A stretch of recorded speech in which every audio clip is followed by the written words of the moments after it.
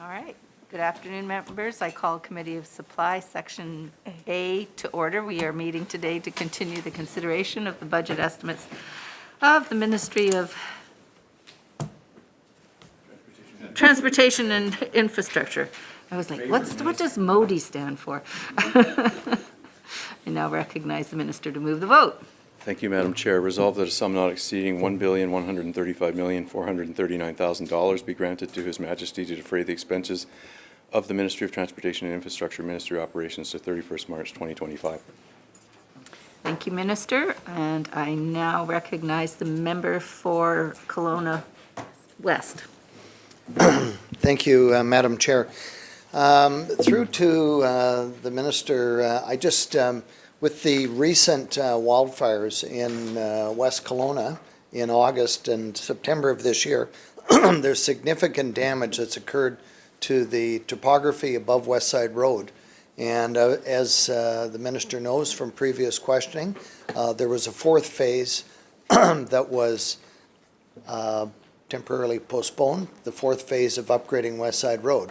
Anyways, a lot of that had to do with geotechnical issues. So my question to the Minister is, have been funds set aside to hire appropriate experts to deal with this in a manner that in the long term they know how to move ahead in repairing the topography or the geography above West Side Road in Kelowna West?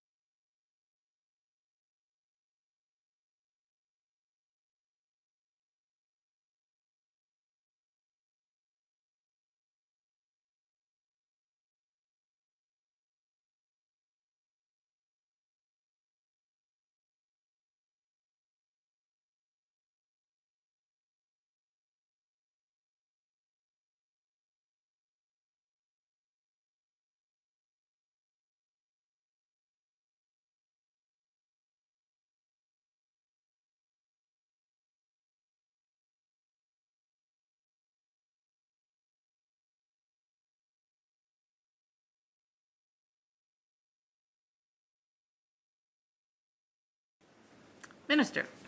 Thank you very much, and thank you to the member for the question about West Side Road. So I think mostly what he was asking for was around post-wildfire assessments and upslope conditions and the risk that they pose to the traveling public on that road after a wildfire incident. So what happens is that in collaboration with other ministries, FLNRO takes the lead on looking at the condition of the land after the fire. These are done with detailed inspections. They produce a rating, risk category. They recommend, or they analyze rather, what impacts there's likely to have on drainage, either away from or towards the highway, based on the fire damage they see. They conduct some operations, including clearing of danger trees and those sorts of things. And then all of that is referred to the Ministry of Transportation and Infrastructure. We do a geotechnical review, look at the stability of the land base around the highway. That then determines the type of monitoring program that we would put in place, which areas in particular need to be closest monitored. It would inform things like culvert replacements or upgrades in terms of their size and how they handle water management. And they would inform things like ditching programs to look at what has been damaged or clogged by the fire incident and what needs to be rebuilt after a wildfire incident. Member. Thank you, Madam Chair. Just, I know that that's very helpful to know that that's ongoing. The section that I referred to of what was considered BC's worst road, and it's been labeled that by BCAA for years, is the fourth and final section of a project that was underway that I don't know where the engineering work got to, but the road currently, just to give you, there's sections of it that are narrower than the specs that are expected for transportation corridor of that site. The guardrails, which can't be installed, are cables in some cases, but generally there is a concern by both the staff within the ministry that this section of road will need significant upgrades and changes. So I'm trying to tie the two together so that when the time comes that the government can move ahead on this, that they actually have the necessary engineering work to being able to act on that. And maybe that's the question. Has there been additional engineering work on the fourth and final phase of the West Side Road upgrades that were announced? And the last activity was 2018.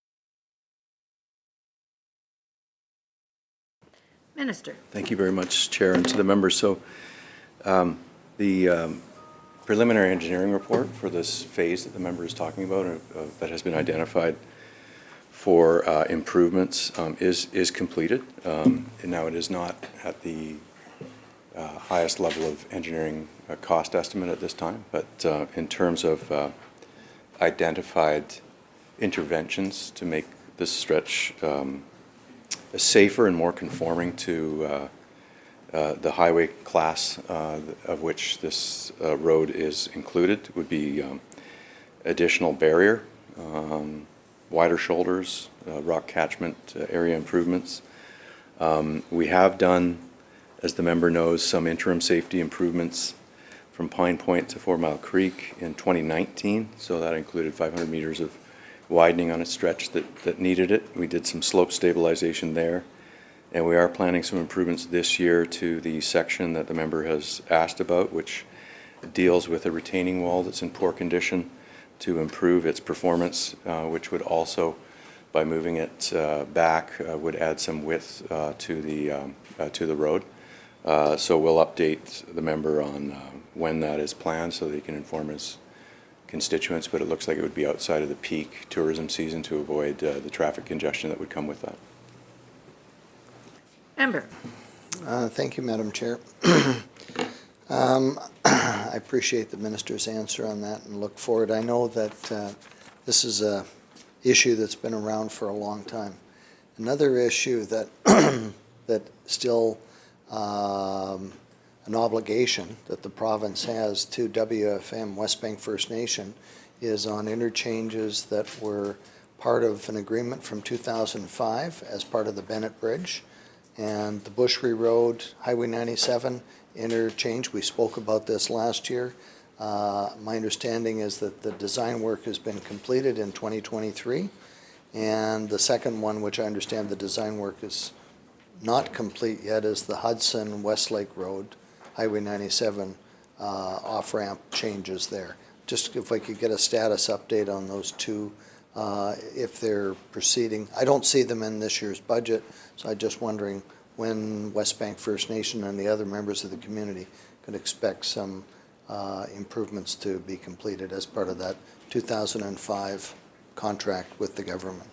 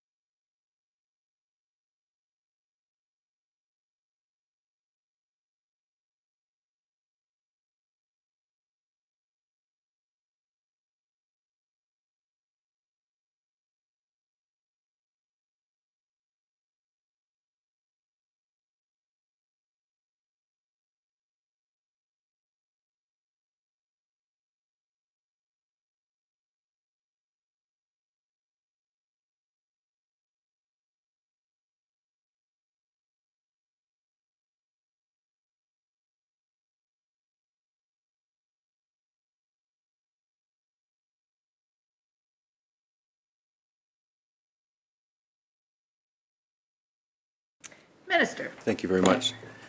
So what I can add to the members inquiring about the budget and the funding for the design of interchange improvements at Boucherie and Westlake. There is an additional $14.1 million to complete the design work.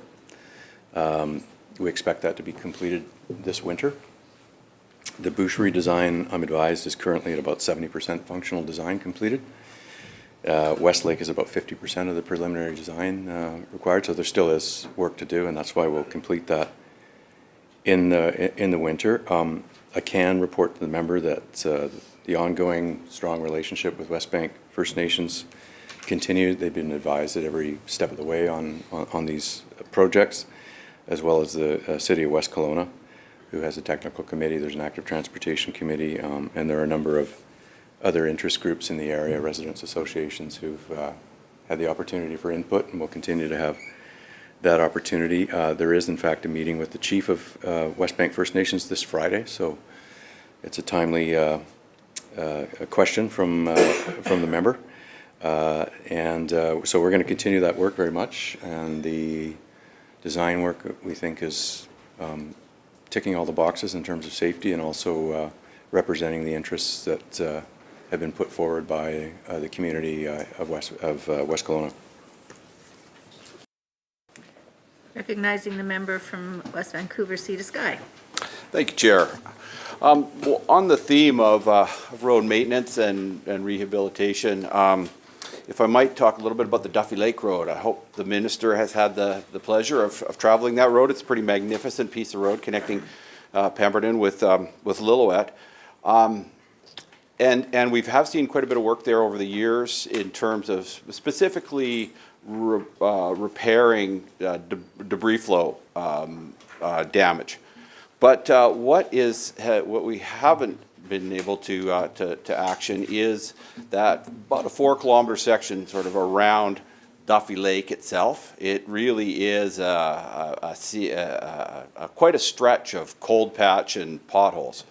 I think it's well recognized by both the ministry as well as the contractor that it's not really a repair job, as it were. It's more of a rebuild that's going to be necessary to bring that road back up to what we should expect on a numbered highway and on a pretty iconic piece of road as well. I just wonder if where that fits in the ministry's priorities, if there's a plan for how it can be rebuilt. I think essentially the road base itself is deteriorating in that place, in that part of the highway, and it certainly needs some attention. I wonder if the minister could give me a little update on that.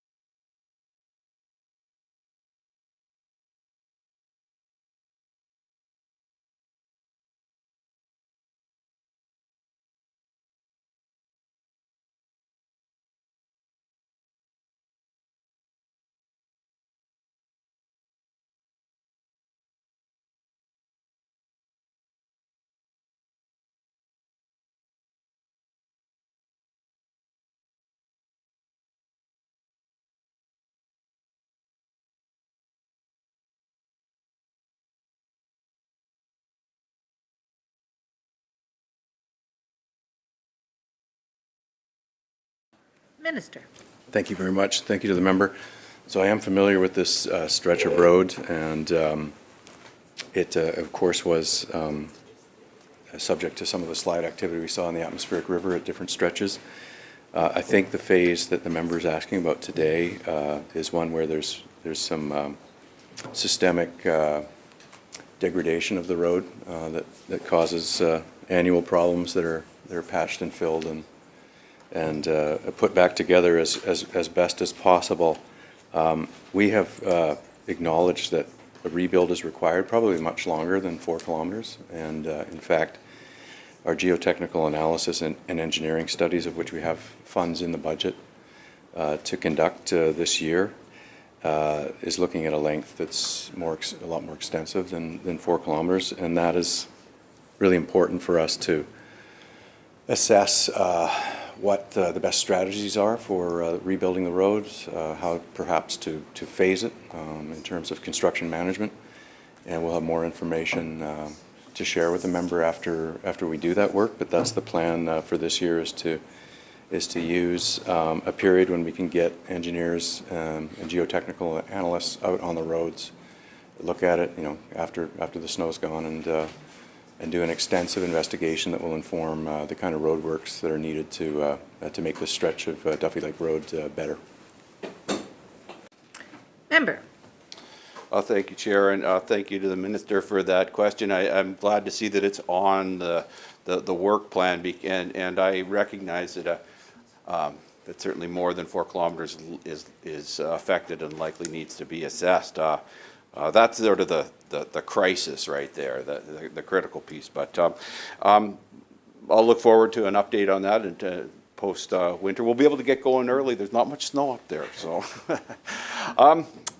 A little farther down the road towards Pemberton, the ministry is well aware, I believe, of this issue that we have of horses on the highway regularly, consistently, and have been for quite a number of years now, but it's become something of a crisis in this, certainly this past winter. A dozen horses probably have been killed over the last 12 months. There has been multiple motor vehicle accidents. It's a serious problem. I'm having trouble imagining it happening in any other numbered highway in the province of British Columbia. And I wondered if the ministry could help me understand what their role is, what role they would play in finding resolution to this particular safety issue.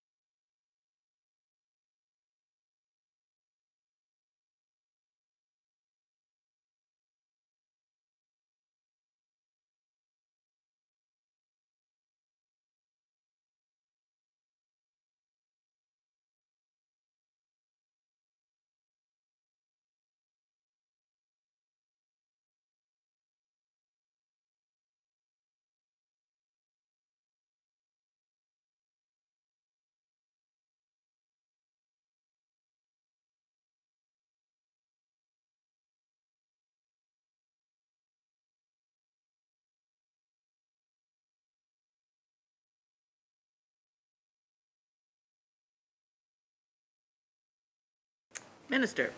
Thank you. Thank you to the member for raising this question. This is a problem unique to the locale that the member references near Pemberton. I'm advised that the last incident involving a horse and a vehicle on the highway was March 1st, so that's not very long ago. We've done some analysis, and the horses are obviously coming from farms, and these are farms that are poorly fenced and that are not containing their domestic animals. So it's very different. It's a different situation than a wildfire fencing response, where if we had wildlife coming into frequent collision with vehicles, we would look to our fencing program to resolve that. So we're dealing with private property owners. We're working with the SPCA, who is aware of these collisions that are putting people at risk and often killing animals. I believe we've discussed with the municipality of Pemberton the fact that they would certainly be within their rights to create a bylaw about containing animals so that they're not getting onto the highways. And I don't have a response, but I know the member knows people in Pemberton and could also look into that outside of the estimates process. We are taking up the member's idea that he shared with us previously too, to perhaps reduce the speed limit on the stretch of highway where these conflicts with draft animals is occurring. We have ordered and are about to take delivery of advance warning signages of horses on the road. So we'll be able to look at placing those where they would do the most good to let drivers know of potential hazards on the road. Member. Thank you, Chair. So I guess I think there's some ideas there to inform people. Is there no enforcement role? Does that fall to the municipality? It is a complex jurisdiction, and there's regional district lands as well as municipal lands and IR lands, and there's horses wandering back and forth and up and down. So it's not easy for any one entity to kind of look after this. Is there not a role for the province to play beyond just warning the public that they might run into a herd of horses?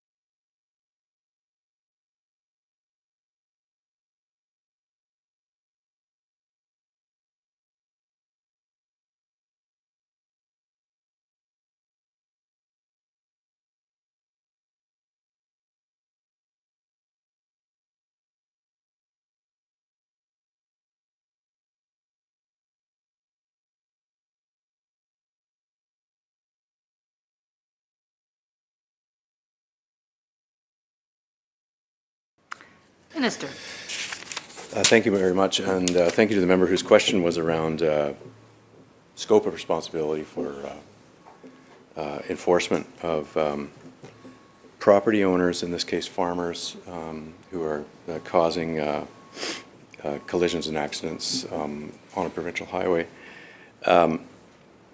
So our ministry does regulate horses with riders on them that are used as a source of transportation, but when it comes to animals that are owned by a farmer, the agency or ministry with the most direct legislation and responsibility and enforcement tools is actually the Ministry of Agriculture. So the Livestock Act does obviously have a number of conditions that have to be adhered to by somebody engaged in agricultural activity. The reason the SPCA is involved right now in helping determine the best way forward to stop this conflict between animals and vehicles, because they have responsibility to enforce that animals aren't being put in harm's way, and clearly they are. In this case, these are horses getting onto the highway and causing damage. ICBC also, and I don't have knowledge of this, but they could be involved in seeking recoveries from horses that have caused collisions that are known to be from a particular property. That may be happening. I can't accurately speak to it. So the member may wish to go to the Ministry of Agriculture if he hasn't done so already. They may be able to share some details. I'm not sure whether they have active files on this situation, but they certainly do have the legislative tools to try and reduce and eliminate this from occurring on the highway. Recognizing the member from Surrey, White Rock. Thank you, Madam Chair. I'm going to ask this question on behalf of the member for Skeena. And it says, and he asks, McDonald's is now built and operating very successfully in Kitimat. The jurisdiction of the highway is under the province. I believe he's talking about Highway 37. There is no real pedestrian safety measures for those who are walking across or to the highway to get to McDonald's. It's a very dangerous situation, which will only get worse as the weather gets warmer. What are the plans to make it safe for pedestrians, and how soon will these measures be in place? So I am asking that on behalf of the member for Skeena.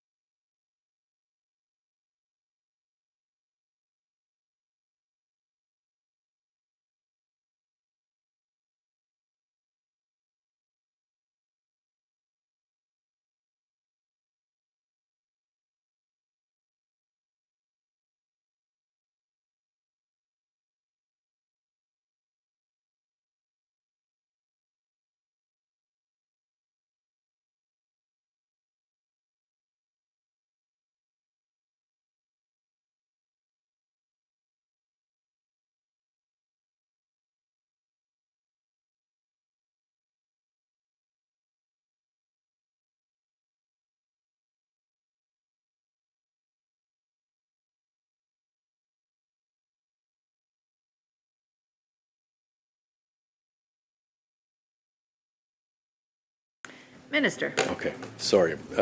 So to the member to share with his colleague after all that, I've actually worked with the member whose the question was posed on behalf to help ensure the permitting and development of the restaurant we're discussing happened in a timely way. So now we're managing some issues around pedestrian safety. So what I would say is because we need to determine and work with the municipality on this issue is just to basically go away maybe from the estimates process, and we'll commit to the member that we'll be in touch with him and that we will talk to our municipal counterparts and have a look at it from an engineering perspective on what the best interventions might be to get people safely across the road there. Recognizing the member from West Vancouver, Sea to Sky again. Thank you, Chair. And if I might, I'd like to swap over to BC Transit for a bit here. I do notice, I see that BC Transit has received about a $15.7 million bump in their budget over this year. I wonder if the minister could help break that down a little bit in terms of what are sort of labor settlements, maintenance costs, inflation. I take it fuel costs are all part of that, and I wonder if you could break that 15.7 down for us.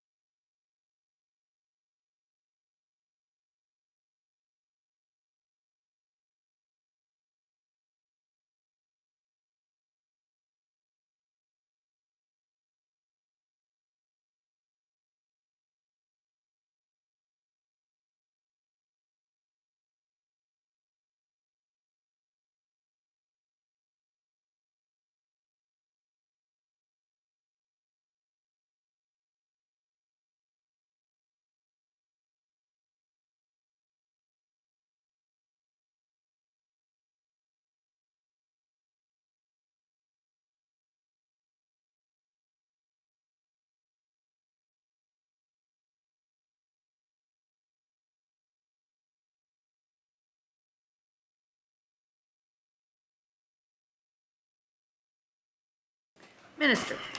Thank you very much, and thank you to the member for the question. So just for context, since 2017, BC Transit's base operating funding has increased by more than 49%, and Budget 2024 continues to fund the expansion of transit services around our province, and we're very pleased about that.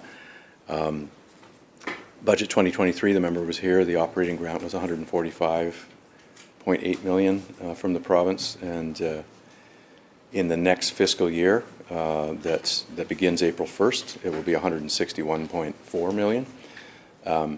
Specifically, the categories that the member was asking for about labor and inflation and those sorts of cost drivers, about 8.6 million is an increase to base funding that will cover inflationary costs that are projected to run the business. About 3.7 million is for wage settlements that were achieved with the unions representing transit operators and workers in the transit system. And about 3.1 million is for a fee to BC Transit operations to continue to offer the free transit for children 12 and under program. Member. Thank you, Chair. So the reason I ask specifically is, as the Minister is well aware, I'm very interested in seeing some service expansion, particularly in the Sea to Sky.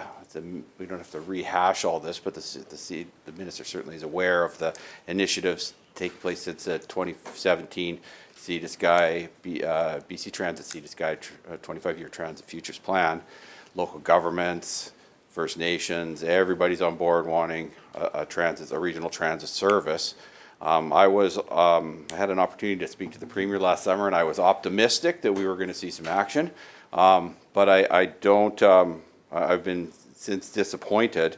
I wonder if there is some room in there somewhere to action this long desired project, and in one of the places that really there is no other option but your car. There is no regional transit. There's no way for Mount Currie to get to long-term care at Squamish General, to see their, that's where the long-term care is. So, or for visitors to travel up and down the corridor.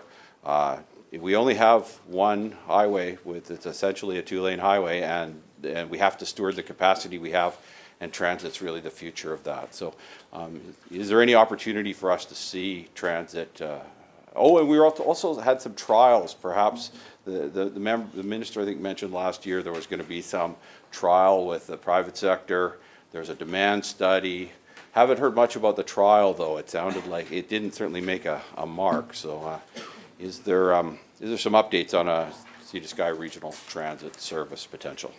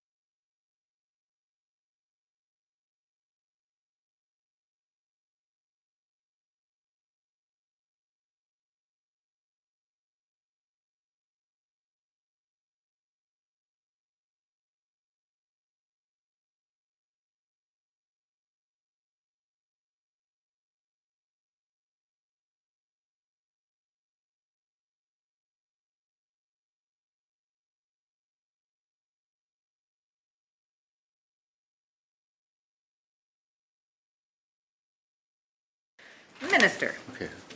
Thank you very much, Madam Chair. Thank you to the member for a corridor-specific question about BC Transit Services and I think the private options that exist connecting, well, Vancouver to Whistler, Pemberton, Mount Currie, Squamish, and between.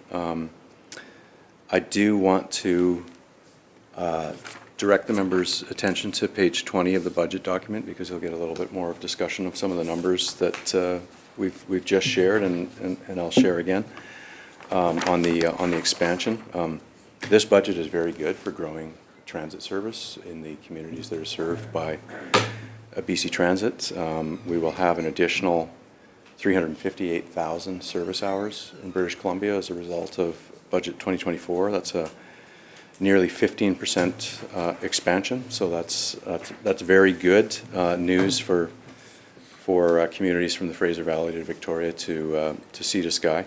It's also going to enable service expansion by a very robust increase to the capital plan. So almost $1.4 billion over the next 3 years is projected to be invested by BC Transit and communities around BC. That's a significant increase of an additional $250 million over last year, which was also a record increase into BC Transit's capital, and that will allow us to improve the infrastructure that allows us to grow transit service, which is supported by the service plan operating budget increases that I've talked about.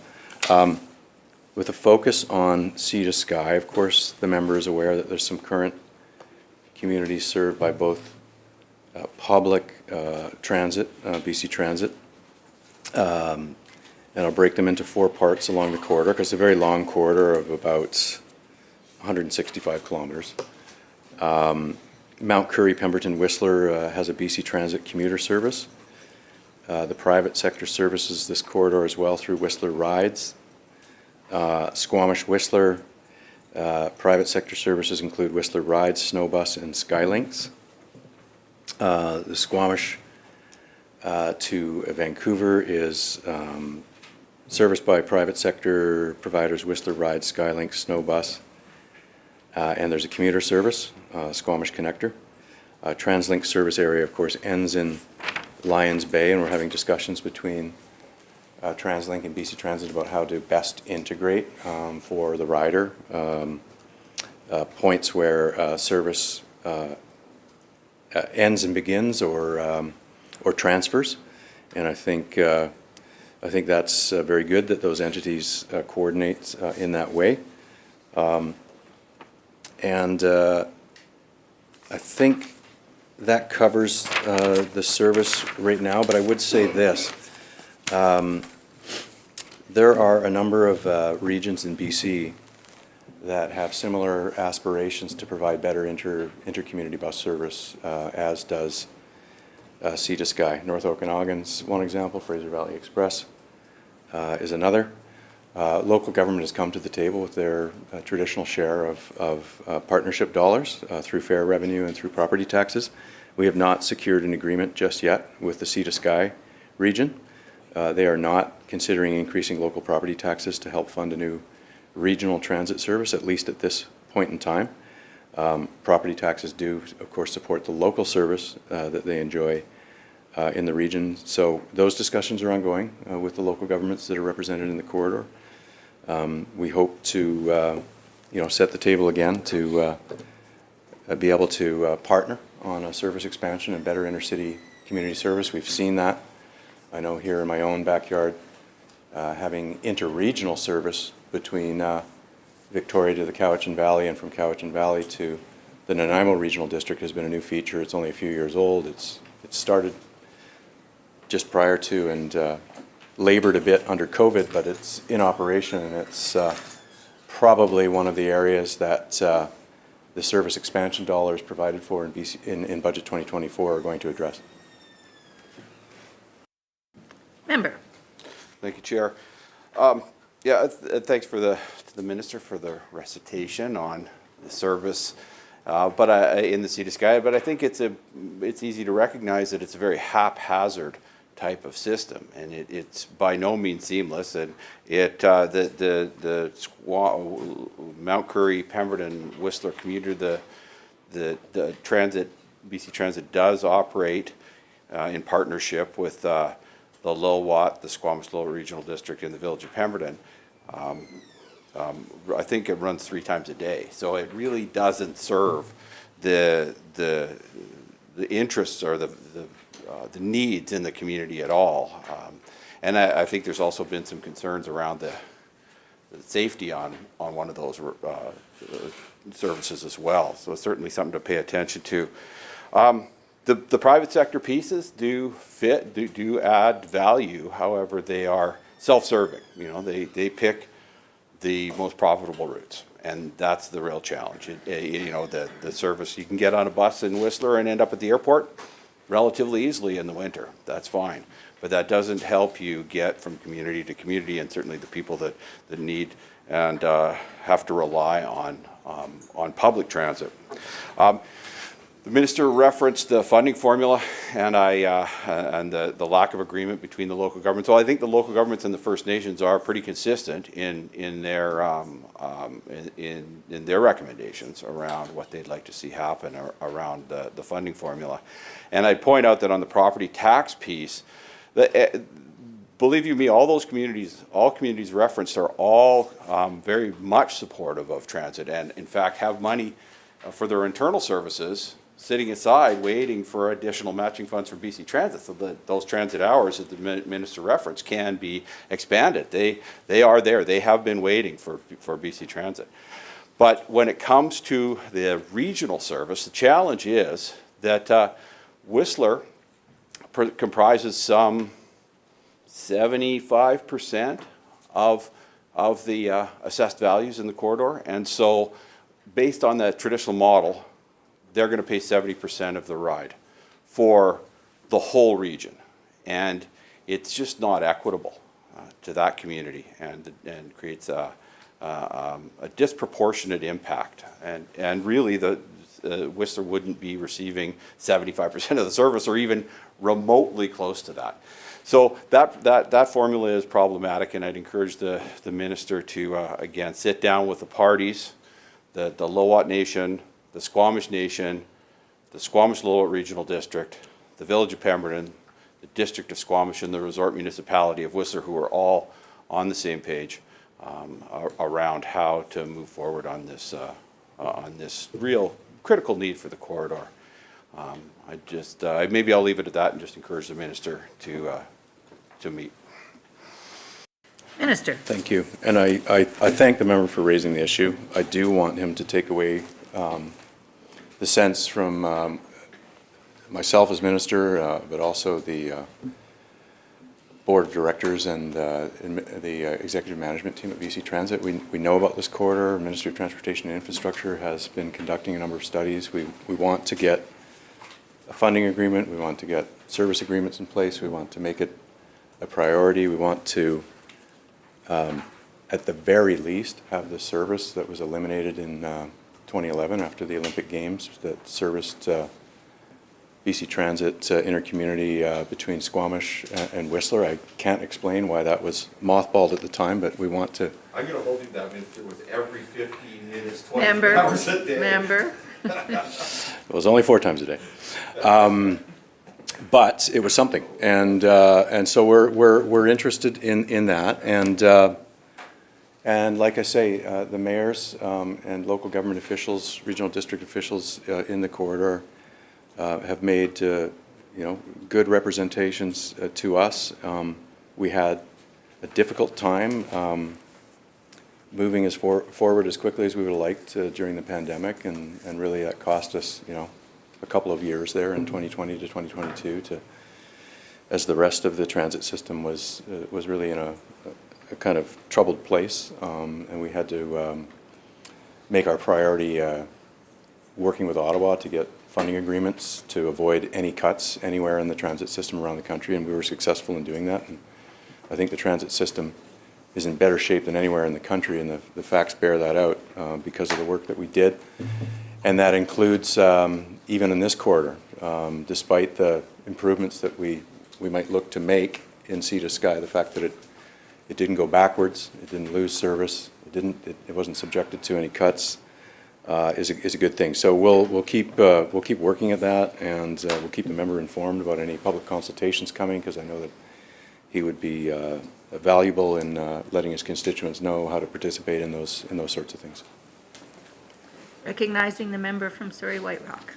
Thank you, Madam Chair. On March 6th of this year, BC Transit put out a news release confirming that Victoria would not be receiving delivery of its first 10 electric buses this coming year due to a bankruptcy of Proterra.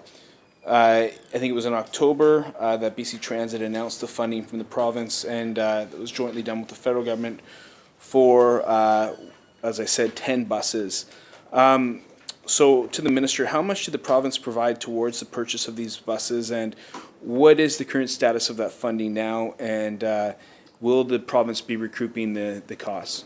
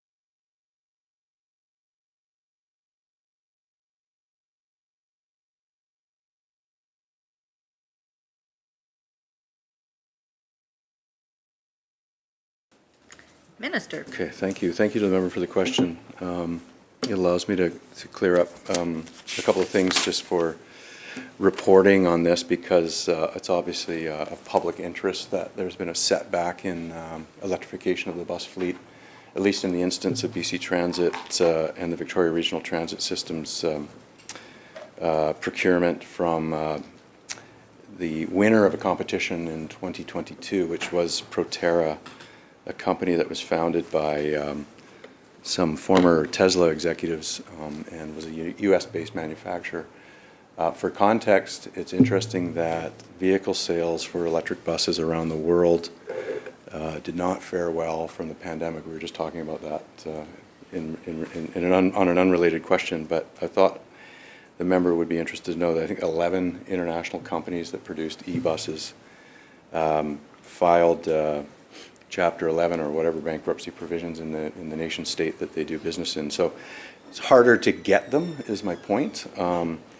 But the member will be interested to know, I think, that BC Transit paid $0 to Proterra. No money was sent to the company. All of the dollars allocated for purchasing of electric buses remains in BC Transit's budget, and what they have done since September 2023, when Chapter 11 was invoked by Proterra in the United States, is that they have, in response, gone to a new RFP process. So we'll have more information soon to share with the member and the public about where we will buy electric buses.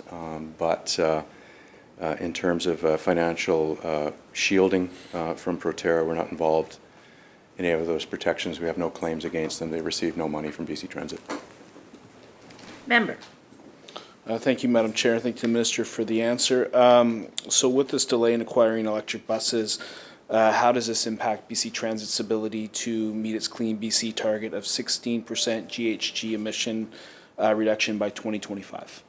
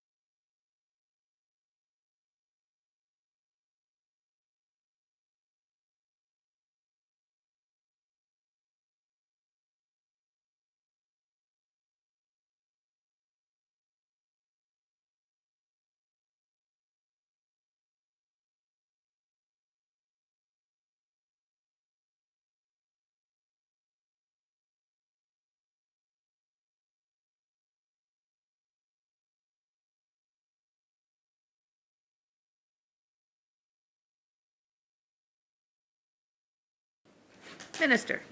Thank you very much, Madam Chair.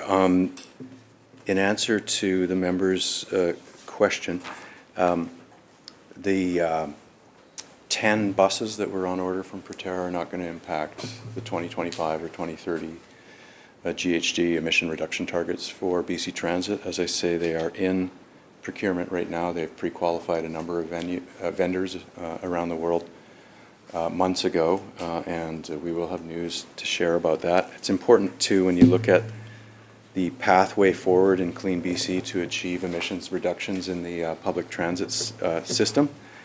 It's not just reliant on electric buses by 2025. In fact, it's a very small percentage of the target achievement. The bulk of it is around the use and adaptation of renewable fuels and low carbon fuels more generally. So there is a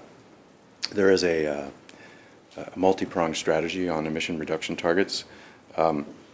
I am also pleased to share with the member too that while Proterra no longer does business as a company, and we won't be purchasing buses from that company that is winding up its operations, all of the infrastructure that was built for charging in the Greater Victoria Transit System is good for any other bus system that we purchase. And again, we will have information in the very near future that we will share with the member and the public about which supplier has successfully been awarded a contract. Member. Thank you, Madam Chair. And sticking with BC Transit, but moving subjects. The Victoria Handy Dart facility was originally announced in 2019 with a $32.4 million budget to accommodate, I believe, 110 Handy Dart buses. Last year's budget went up by 85% to $60 million, and then and it was delayed actually with that to 2025. This year, fast forward to this year's 2024 budget, the facility budgeted has increased yet again. It is now $84 million. So in this time, we've seen, I think it's 147% increase. So my question is to the minister is how does he justify the rationale for such a dramatic increase?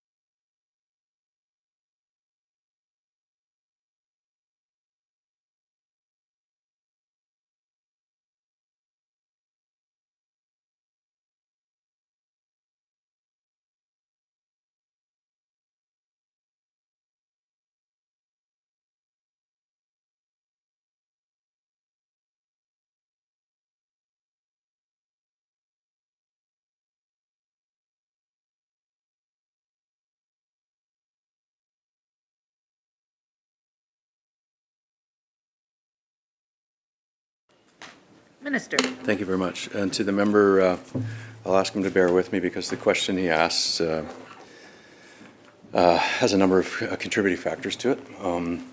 First and foremost, between the initial budget and the project with the approved budget that's under discussion today, the project changed considerably, and primarily in two areas. One, the initial project was seen as too small for growth of the Handy Dart service in the region. The footprint of the site that was under development proposal was therefore enlarged. So the project became bigger in terms of the land use and the site. The other was in 2019, the proposal that was, and this was always cost shared with the federal government, and I'll get into those numbers in a minute, and local government, was not battery electric ready. There was no charging infrastructure on site. Charging infrastructure is not insignificant in terms of what it costs. So now this project is compatible and fully operational as an electrified site. So the juice coming from BC Hydro gets to the site to fuel the infrastructure to support battery electric vehicles. So that's factor number one. The project changed, the scope was increased. Factor number two relates to the construction market that we've been a part of in this region and in this province, and indeed across Canada, the United States, and elsewhere in the world.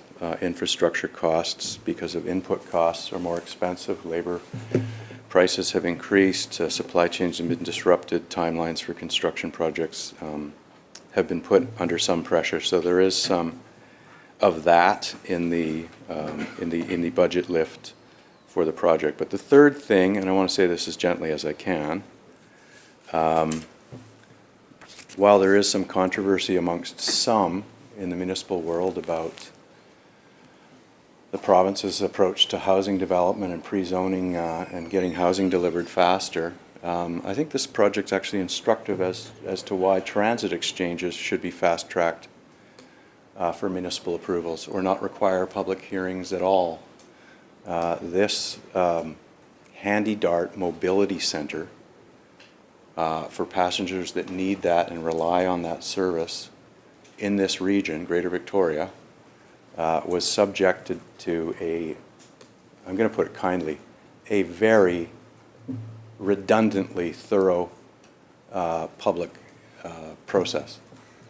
Getting a development permit from View Royal was exceedingly difficult on this project, and time is money in this construction market, and we were cost a lot of time as BC Transit. So it does bother me that some of the cost escalation costs that we are facing as a government comes from our partners who actually fund the service itself. So one of 13 municipalities where the Handy Dart site is going to be sited decided to increase the cost of the other 12 members of the Capital Regional District. And I'll let them answer questions on that, but I think there are some lessons learned for the provincial government, and in light of what we're doing with transit-oriented development and multi-unit housing on frequent transit routes, I think transit infrastructure itself should be included in a fast-tracked public consultation period, because in this case it did cost us. So to the budget now that's before us, for the members' benefit, just to break down the 83 million, so 40.074 million will come from the province, 21.8 million the federal government, and 21.6 million from the local government, for a total of 83.545 million. So it is worth noting that as cost increased, it didn't just fall to the province. As I mentioned, a lot of it fell to our municipal partners, and some of it fell to the Investing in Canada infrastructure program that the federal government administers. Member. Thank you, Madam Chair. Thanks, Minister, for that answer. I hear the frustration. I understand it to an extent, but when we look at the cost overruns that the Minister's outlined, and he talks about scope of the project, expansion of the project, Does the BC Transit website indicate that this facility will be opening for 60 buses and not the 110 that were originally intended?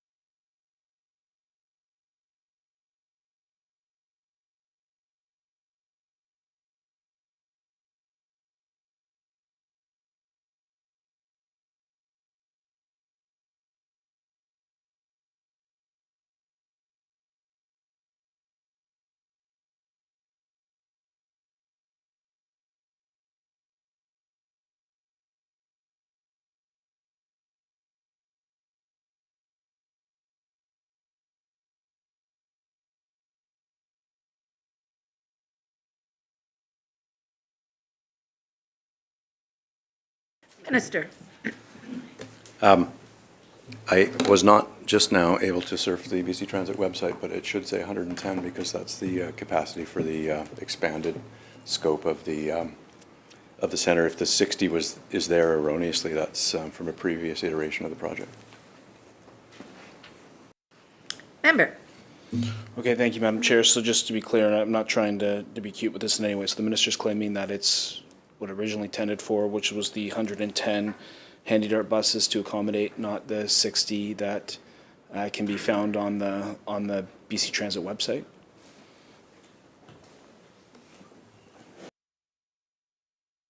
Minister. To the member, it is being built to accommodate 110 buses.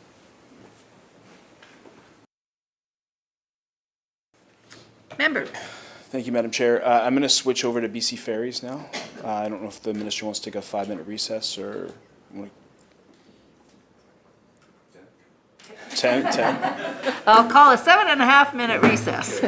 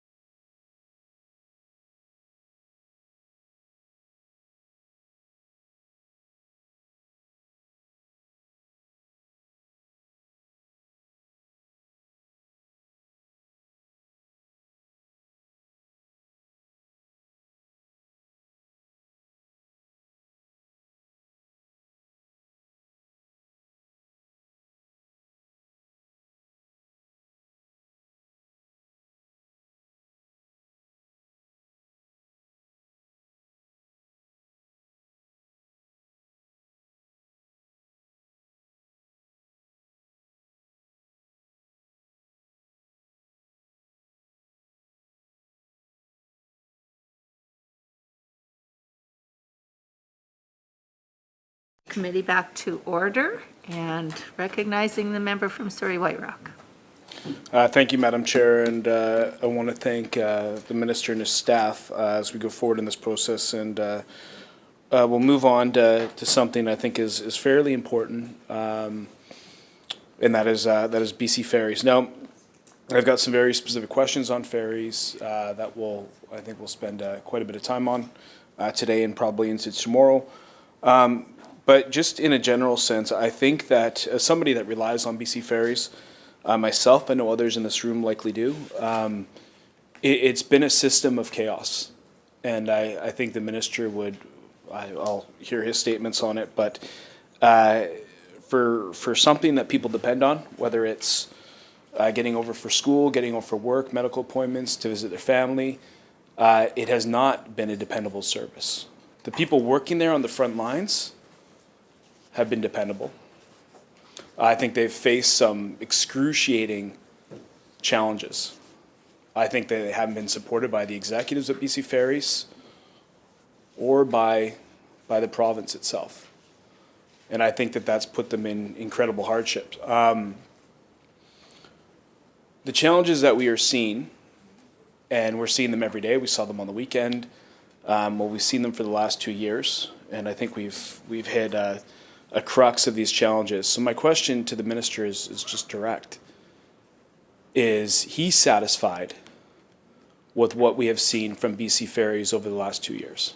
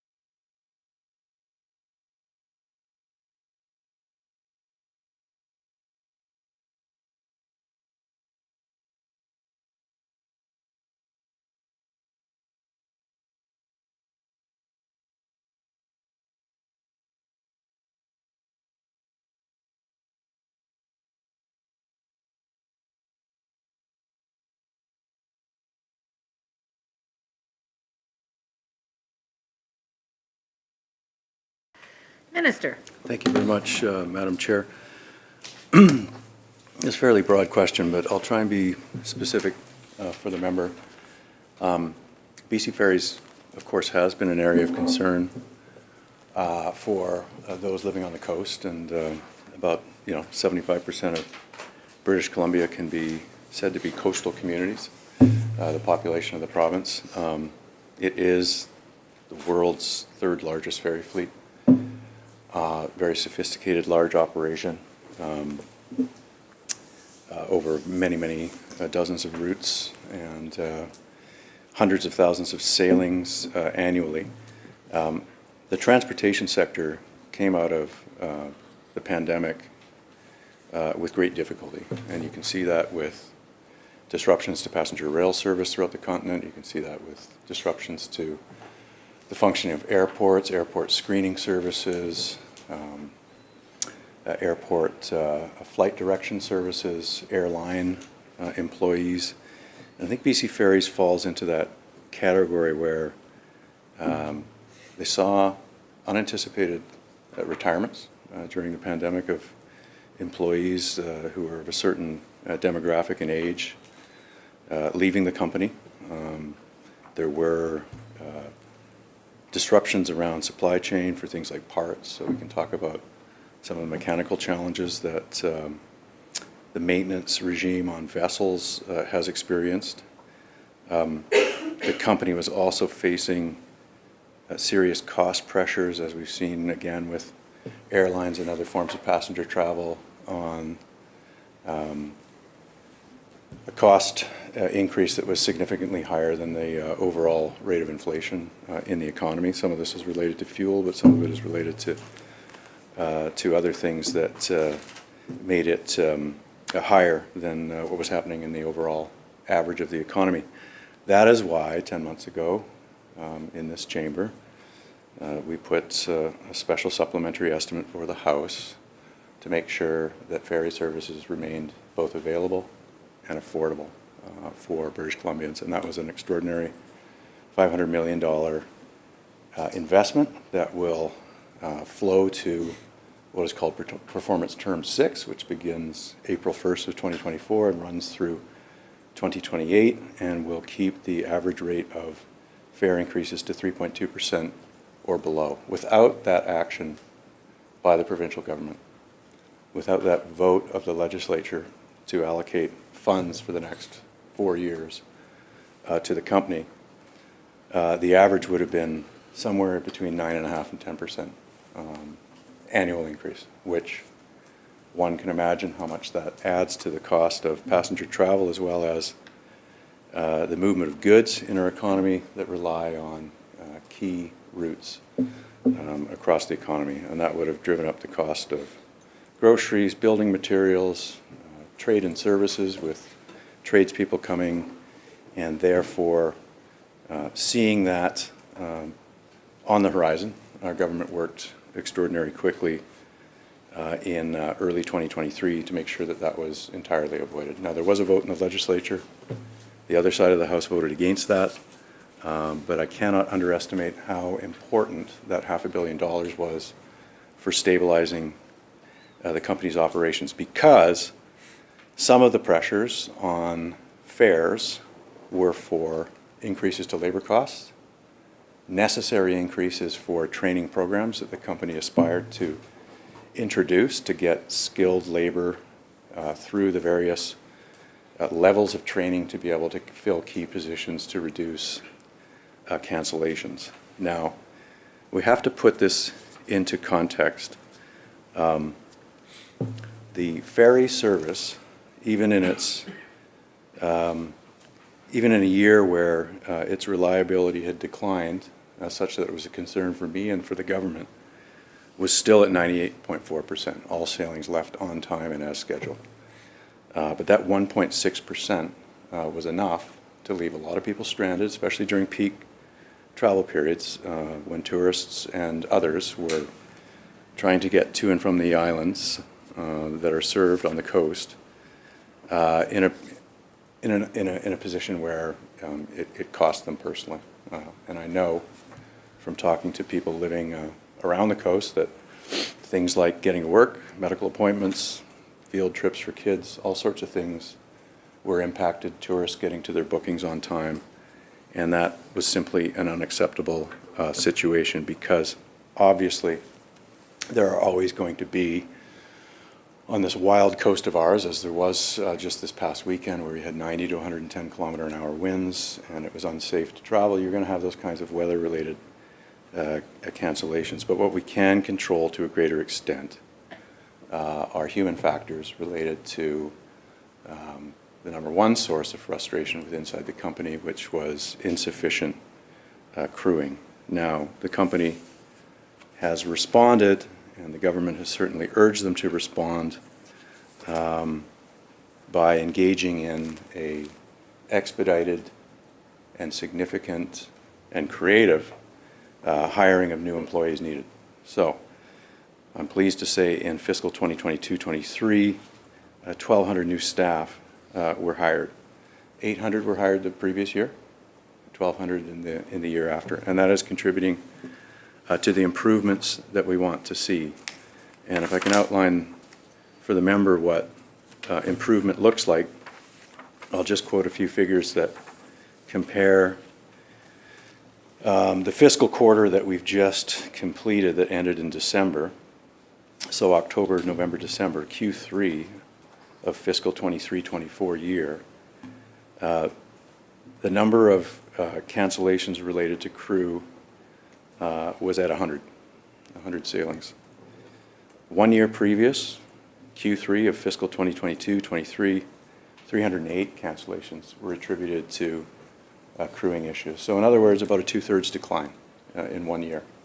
And that is evidence that the work that the CEO and the executive team at BC Ferries has done to recruit for positions of all types throughout the company, but particularly the ones that fall under Transport Canada regulation, has had a positive impact. Now, we've got to keep getting that number even lower, but to say it's headed in the right direction, I think, is true and is positive, and is certainly supported, as I said again, by the $500 million for Performance Term 6 that this government put into place for the use of the corporation to right-size its workforce, to increase its workforce. And I would also say that the recruitment processes themselves were good ones. First of all, they obviously look at skilled mariners from the domestic supply in Canada, but we also used immigration, even refugee processes to find people who had the right certifications to crew ships on our coast. I think of the 1,200, approximately 60, it could be higher, were Ukrainian mariners who worked on the Black Sea, found themselves in Canada, and are now proud members of BC Ferries' workforce. So haven't left any stones unturned in terms of where we find crewing members. The company is looking even further afield when and if they need to. But having an internal promotion regime, getting the required number of hours to move up the chain of command on the sea for these vessels to be piloted safely back and forth all day, every day, became the company's #1 challenge. They took it seriously. They deployed strategies that have produced results, and it's moving in the right direction, but we can't take our eye off of this. This is an important thing to complete that transition and to make sure that we continue to get not just a 2/3 reduction in canceled sailings due to crewing issues, but get it to as close to zero as we possibly can. I think the other one too is illness. I mean, I know we went through health restrictions for the general public, and the spread of the virus also impacted staff at the time. So there were other contributing factors, a couple of years ago that we've managed very well to get through as a province, and we're still, we'll never be clear of entirely, but we think we can continue to make good progress through a strong health and safety regime in the company, and welcoming new people into the company for rewarding careers. And the last thing I would ask or add is that the company has been cognizant of the need to be competitive with the private sector and with other companies that employ skilled mariners. They have worked with the BC Ferry and Marine Workers Union to increase compensation, and I believe they're in an arbitration process right now that will adjust the collective agreement in a positive direction to make wages paid to people working for BC Ferries higher, more competitive, and that can only be a good thing to recruit additional staff as needed. Member. Thank you, Madam Chair. And I think that's part of the challenge is that people that are living in reality with BC Ferries aren't experiencing what the minister just outlined. And we came in the summer, we had seniors that slept in their car, and they were actually needed to get back to get their medication. They slept in their car because of BC Ferries. We had numerous examples of missed doctor's appointments, missed family time, missed vacation, missed work schedules. And at that time, we also had, and it's one thing where we see canceled sailings, but we also see chaos when it comes to communications at BC Ferries, and not even being able to communicate basic information. I'll give you an example. You drive out to the ferry last week, 2 weeks ago, right? You see on the sign there where it says, no more scheduled sailings until 6 a.m., going from Swartz Bay to Tsawwassen. You get to the ferries terminal, you get on the website, and you can actually make a reservation for the 9 p.m. sailing. Right? I think that confuses people. Right? It doesn't make a lot of sense. I think what we saw in the summer too is just not even do basic data or information technology when it comes to the reservation system. We saw a complete collapse. We saw unreliable information stay up on the website for hours, where people were making decisions based on their travel, their medical appointments, family time, on inaccurate information that stayed up for hours. We saw gaps of days where executives couldn't even be found. The minister, there was no public comment for days. Nobody from BC Ferries was even available to talk. On these long weekends, it was BC Day long weekend, and it was Canada Day long weekend, where executives were MIA when it came to the chaos that was being seen at the BC Ferries terminals. So I'll ask the minister a very specific question when it comes to the reservation system. Is he confident that the reservation system that we saw, the complete breakdown over the summer, has that been fully rectified as of right now?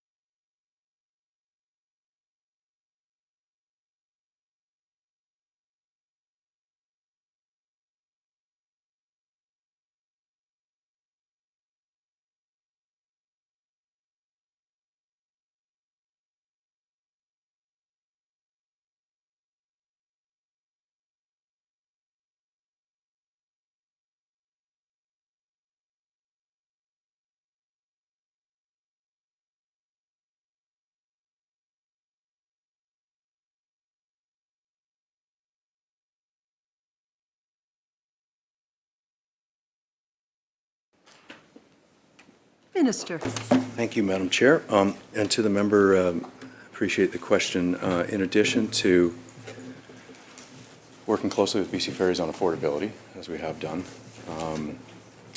with the funds and resources to support that, and in addition to supporting through that process the increase in hiring of skilled maritime employees to crew our ships, the other area that I have spoken very directly to the company about and its executive management team is around customer care, because it's inexcusable for people to be sleeping in their cars overnight, as the member referenced. And that did happen last summer. And it's important to say that, not to correct the member too much, but the Victoria Day and Canada Day weekends were the ones that were under particular stress.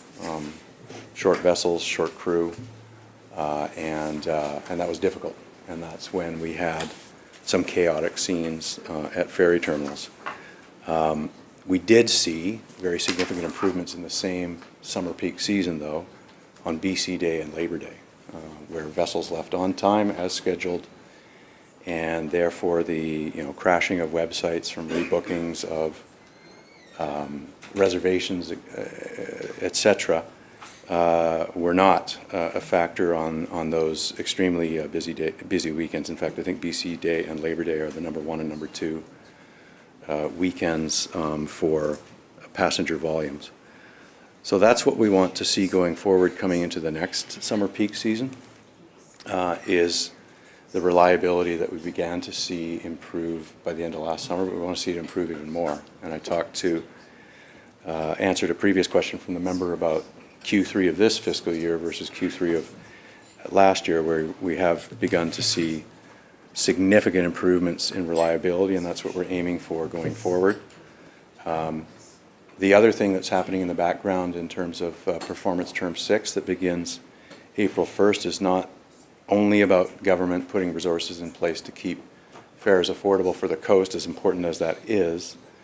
It's also about some of the IT investments that the Commissioner reviewed BC Ferry's submission on and approved ultimately. So there are things underway to improve technology, to modernize the company. They've acknowledged that some of their systems are quite old. The fact that it took them some time to develop a customer-oriented app was something that the new CEO made a priority and made happen.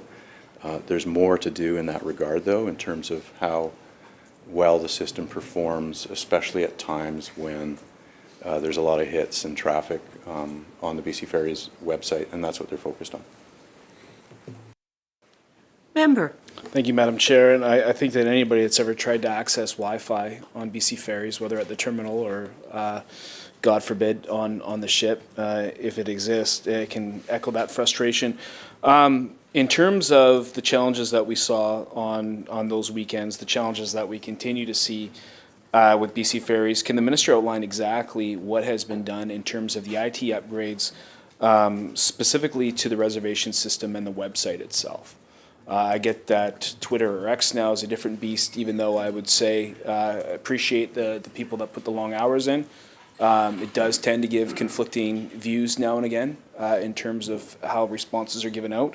But in terms of the actual reservation system itself, I agree with the Minister, it has been outdated and in need of a refresh. But I think that's one of the challenges that ferries did actually, when they got around to getting in front of a camera last summer and speak about the challenges with the reservation system and how it was almost a domino effect, right? If one thing would collapse, if somebody didn't show up for the reservation, then it was a kind of a comedy of errors that resulted in people absolutely being stranded.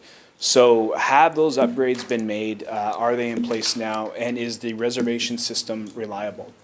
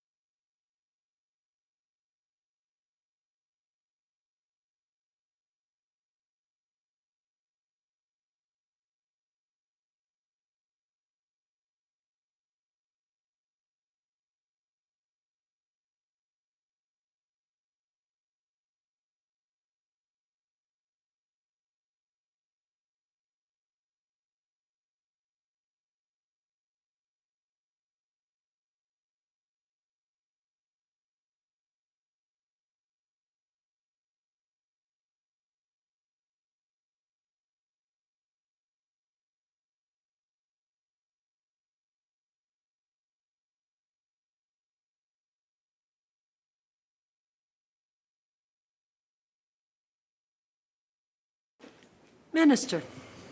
Thank you. Thank you very much, Madam Chair. So there's a couple of areas on IT that's customer-facing that the company tells us they're working on, and BC Ferries Authority, of course, as the shareholder representative, has oversight to the ferry services company. The development of virtual waiting room, so that provides orderly queuing, prevents crashing of the website. That's an area of work for the ferry service improvements.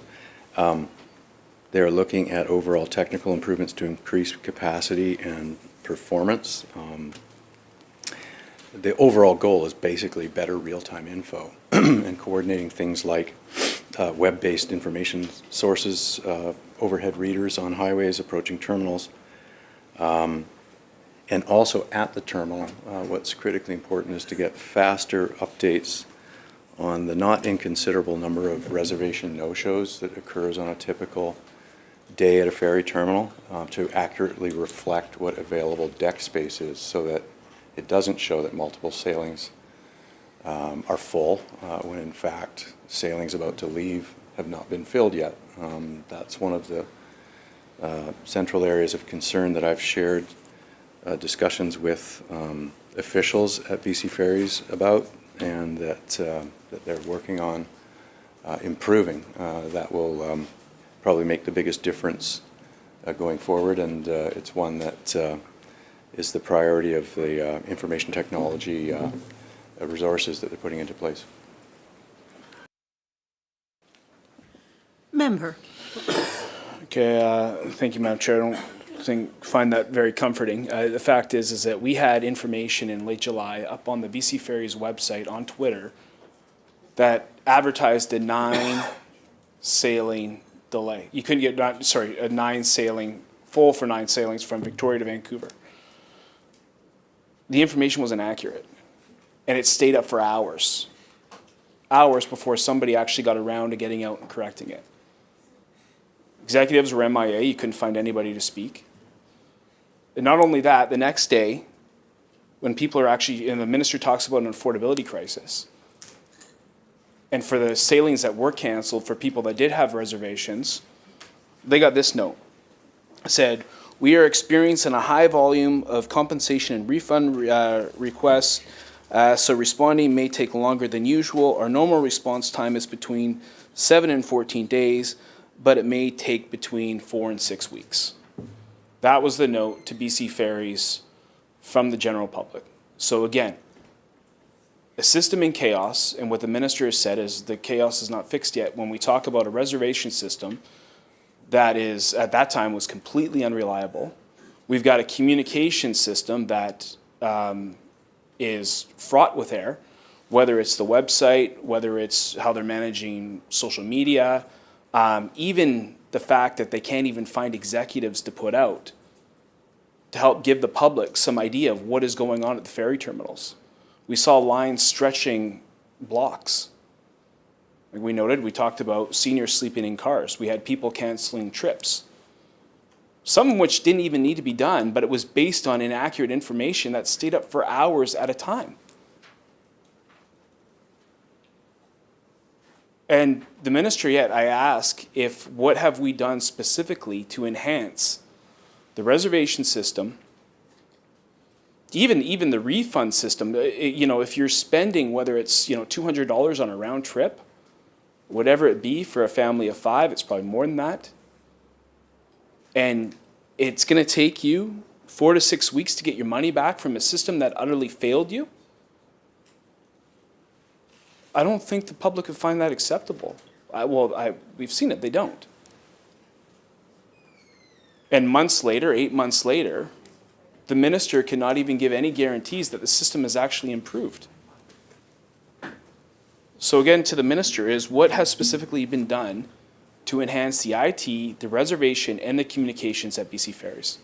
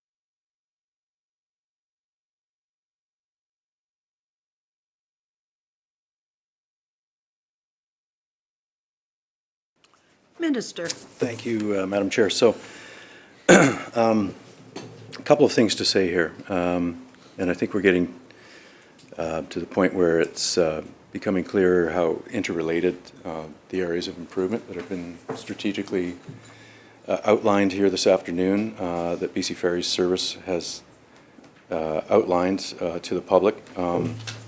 Is it labor stability, which the company has worked on? We covered that, 2,000 hirings in the last 2 years.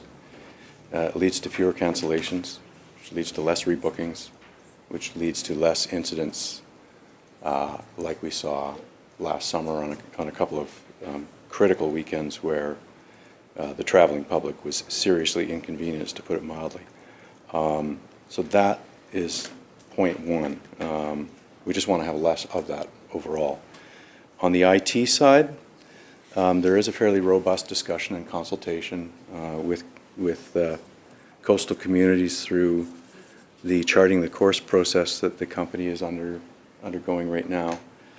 And it gets back to a question that has required a lot of care, attention, and balanced consideration of in previous years, previous decades.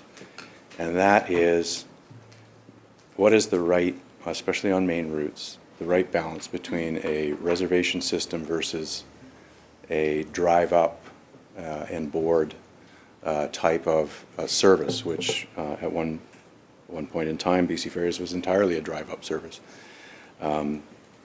Reservations are obviously important for lots of people who want the security that they're going to get on a ship at a certain time to meet their schedule after that voyage is taken.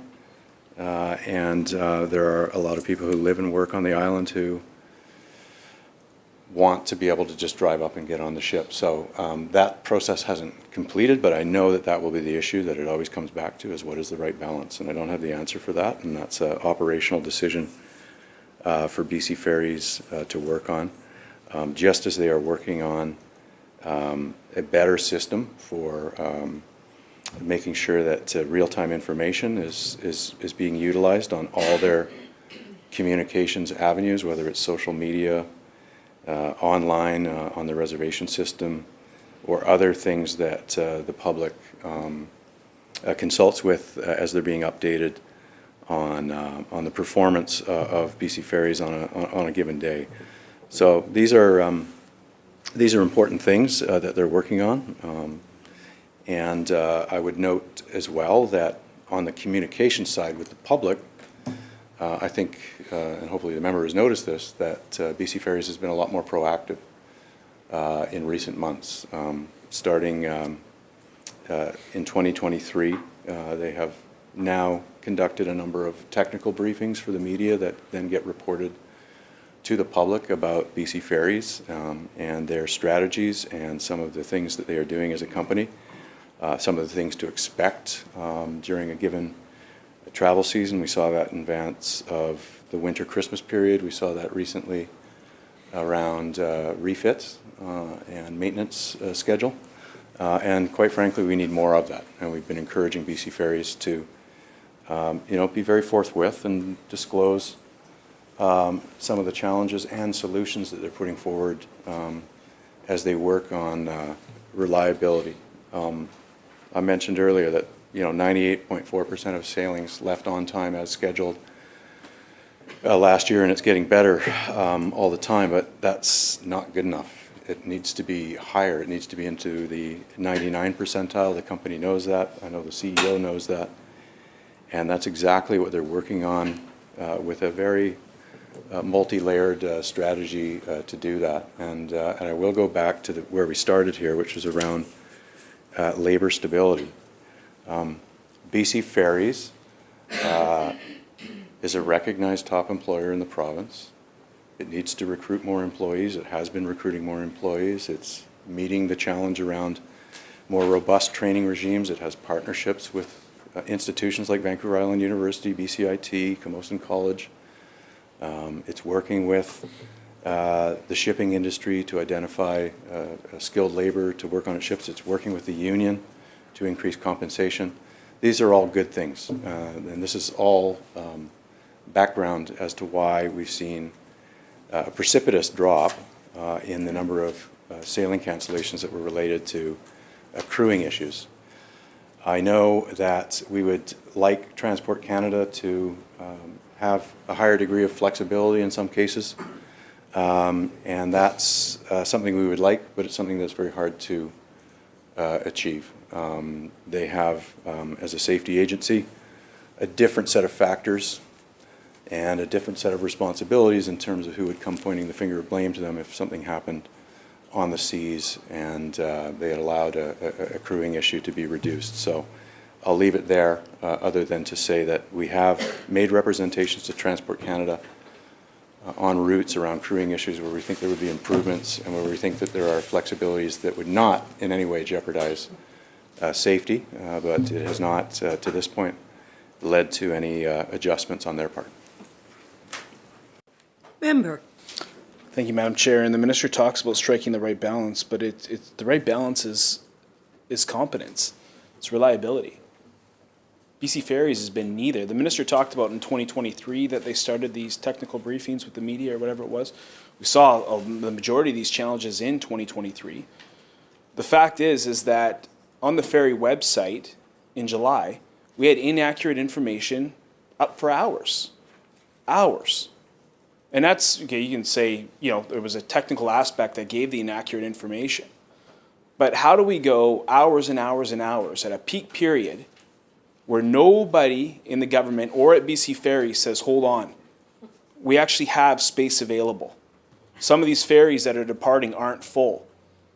Yet a website, yet Twitter at the time, the agents, everybody else is saying, go to Horseshoe Bay. We've got a 9 sailing wait in Vancouver. That did not exist. And this wasn't a one-off. This wasn't for 5-10 minutes. This was for hours at a time. That is incompetence to the extreme. Absolutely. This is something the public depends on. And the minister can talk about labor. We understand the labor challenges that BC Ferries is facing. They've been facing that for years now. But at the end of the day, it's about competence, it's about leadership. And they're batting 0. Hours left. 9 sailing wait does not exist.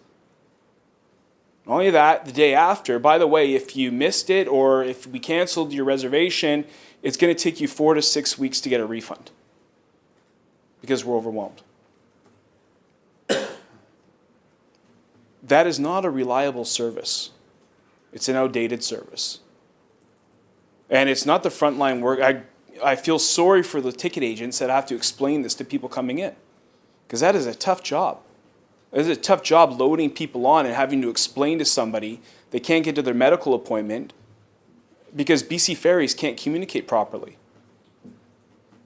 And so my question directly to the minister is, how does, on that specific date, where BC Ferries says there is a 9 sailing delay, how does that information stay up for over 6 hours?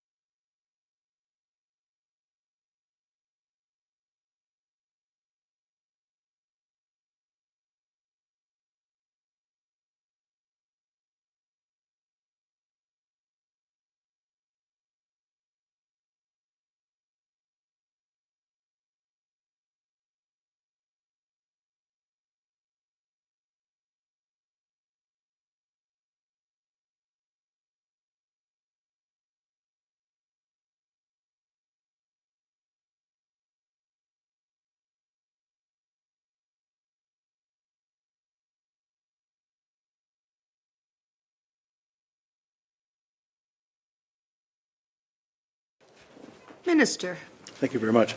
So what I would say to the member is, I'm not going to disagree with him about what happened 8 or 9 months ago in July. And that was really the time when both myself and the Premier and others involved in the transportation industry told BC Ferries that was absolutely unacceptable, and that there needed to be significant improvement, and there needed to be improvement right away.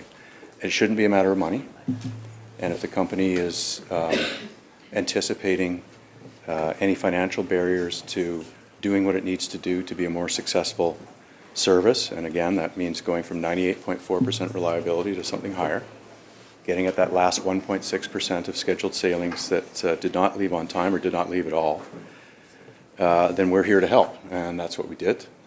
We added $500 million into the company for Performance Term 6, which begins April 1st.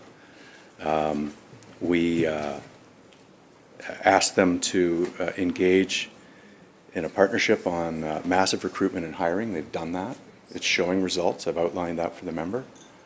Going from 308 cancellations in Q3 of 2022 to 100 in 2023 is evidence of that, and we hope to get that even lower as we drive towards something considerably closer to zero. But that's good to see a 70% drop in those kinds of sailing reductions.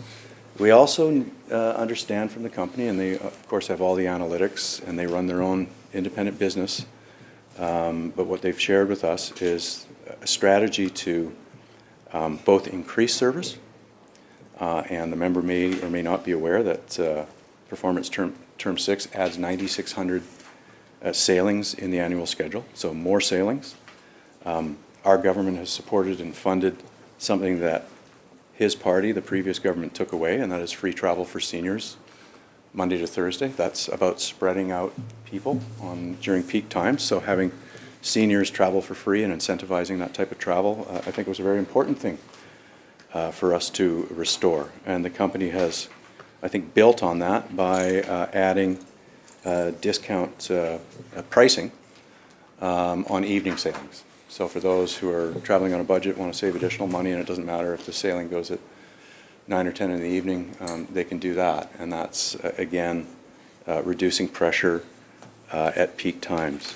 But what we saw from the beginning of last summer, which was deeply unsatisfactory, to how they finished the summer season, which was much better in terms of performance through the BC Day and Labor Day weekend. And then what we saw in the fall and so far this year, which is more regular communications of the activities of the company, shows the evidence that the company is doing the right things to get to a reliable summer 2024 travel schedule. And all of the data is trending in the right direction. All of the decisions they've made around staffing is helping build towards that. All of the new additional resources that our government has provided to the ferry service is helping on the training and recruitment side. So we're heading in the right direction, and I think people were genuinely, deeply frustrated last summer because we saw some totally unacceptable travel days on the system, and communications was one aspect that was weak.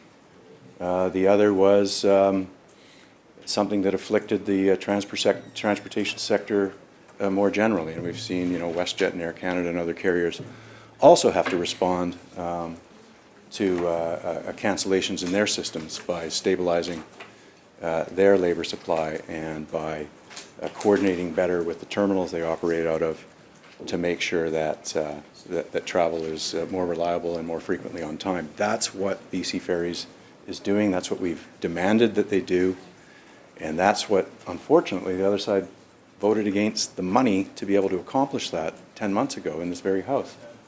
$500 million was for labor stabilization, more competitive pay, more hiring, more recruitment and retention activities, more partnerships with training organizations, and more affordability for customers in the province.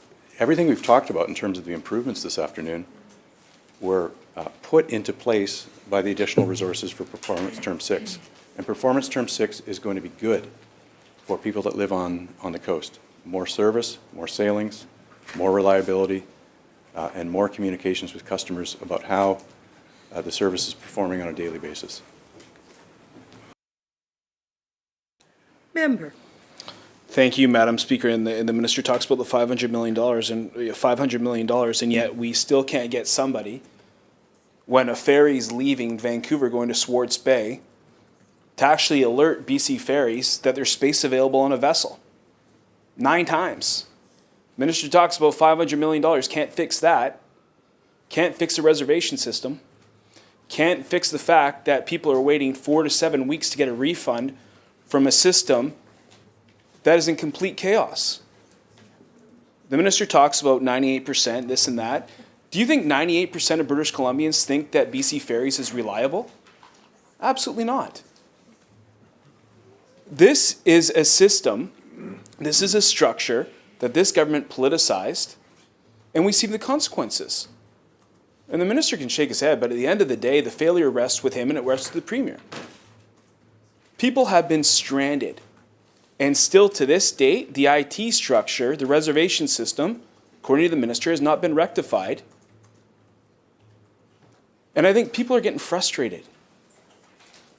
I highlighted an example 2 weeks ago where it's inaccurate information. That's consistent. And the minister knows that. The challenges we've seen, and the minister can't even on some days actually communicate how long a vessel is going to be out of service for. And this is a system that people rely on. So the minister talks about the $500 million, which is going to lead me to my next line of questioning, is how many employees at BC Ferries are making over $300,000 annually?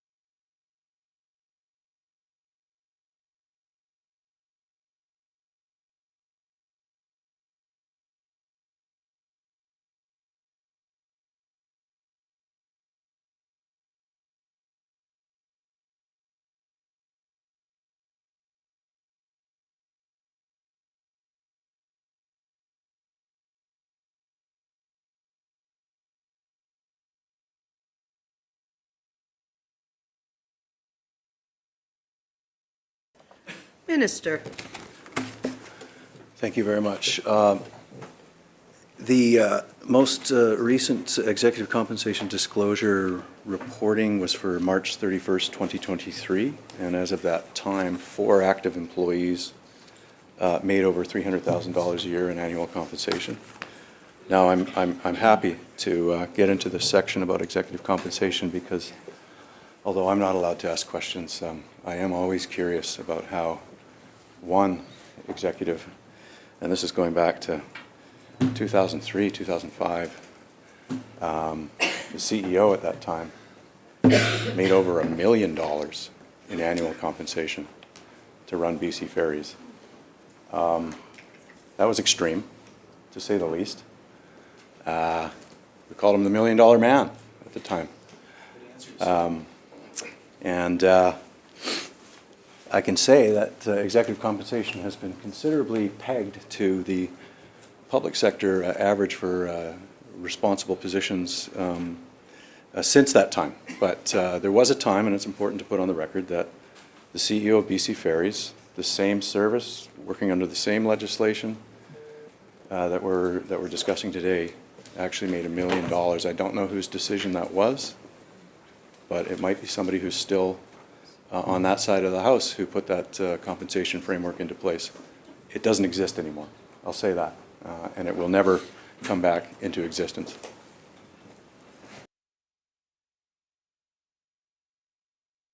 Member. Thank you, Madam Speaker. Can the Minister please define the timelines of how long Jill Sharland was acting CEO, BC Ferries?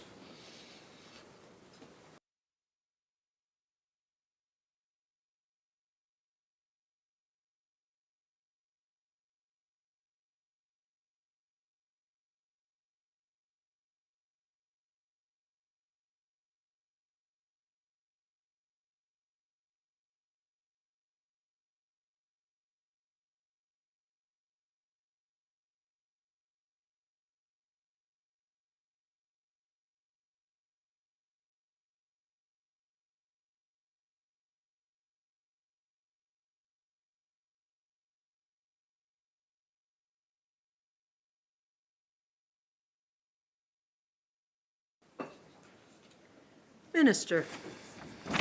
I have information detailing that Ms. Sharland served as interim president and chief executive officer in an acting capacity from July 22nd, 2022 to March 5th, 2023, so about 8.5 months. Member. And can the Minister outline what the max compensation under the 2022 plan is, specifically for CEO of BC Ferries?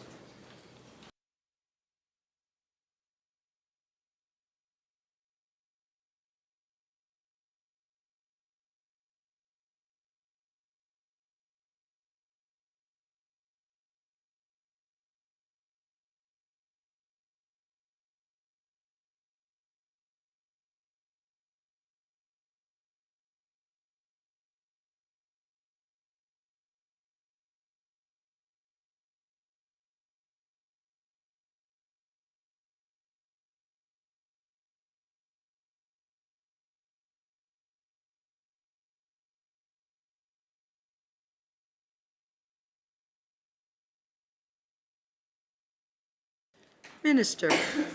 Thank you. So in December 2022, a compensation plan was approved by the Board of Directors that set annual remuneration for an executive, in this case a CEO and president, to not exceed $519,000. So if I'm doing my math correctly, and we went back to 2003, 2006, when the CEO got $1 million a year, that'd probably be about $1.6 or $1.8 million in 2022 dollars. So about a third of the amount that was paid by the previous government to their CEO.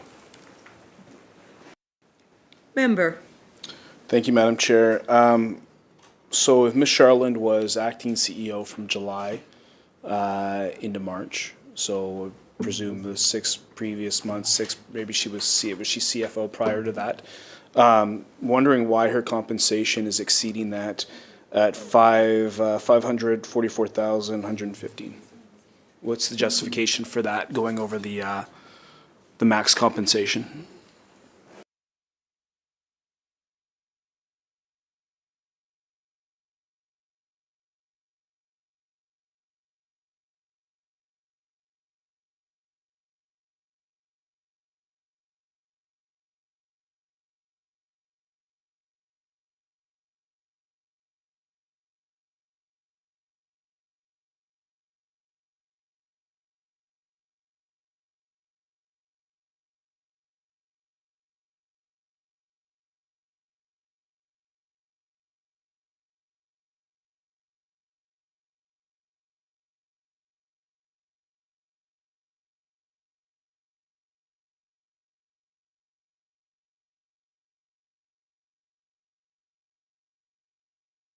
Minister. Thank you very much. So I do want to say at the outset of answering this question that hiring decisions are made by the board, not by the government, but I do have publicly disclosed, easily available facts that the member may actually have in his possession. And in this respect, he was asking about a former CFO who was acting CEO,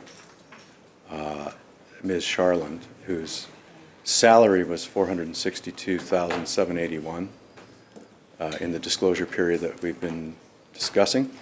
But other forms of compensation, including pension and certain allowances, brought her total compensation to $544,115. Member. Again, to the minister, so if the max compensation for a CEO, under here it says compensation, Through the chair, if you wouldn't mind, please. okay, is $519,000. And the total compensation, so under my table here, and maybe I'm reading this wrong, it says max compensation under the 2022 plan, $519,000. We're talking about an individual that did the job of the CEO for half that time. Compensated just over $544,000. So how does the minister justify exceeding that existing level of max compensation?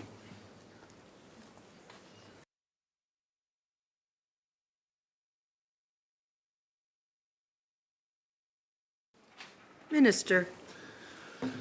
So my understanding is that there was a previous plan to the one that was changed in fiscal 2023. I guess the review took place in December 2022 because we've referenced that. So under the old plan, which goes back into the old government, the president and CEO's compensation could go as high as $684,162, although as we've discussed today, and albeit in 20-year-old terms, they had a CEO that made over $1 million. But in the plan that was inherited, it was capped at $684,162. In fiscal 2023, a committee of directors of the BC Ferry Authority undertook a review of executive remuneration limits, and based on this, it was reduced so that the new maximum for the president and CEO went from $684,000 under the previous government and the previous plan to $519,334.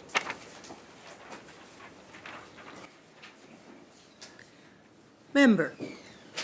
Thank you, Madam Chair. Was there a government moratorium on executive compensation? Was that still in effect? And I believe it, referring to the BC Ferry Authority, February 2022 Executive Compensation Report,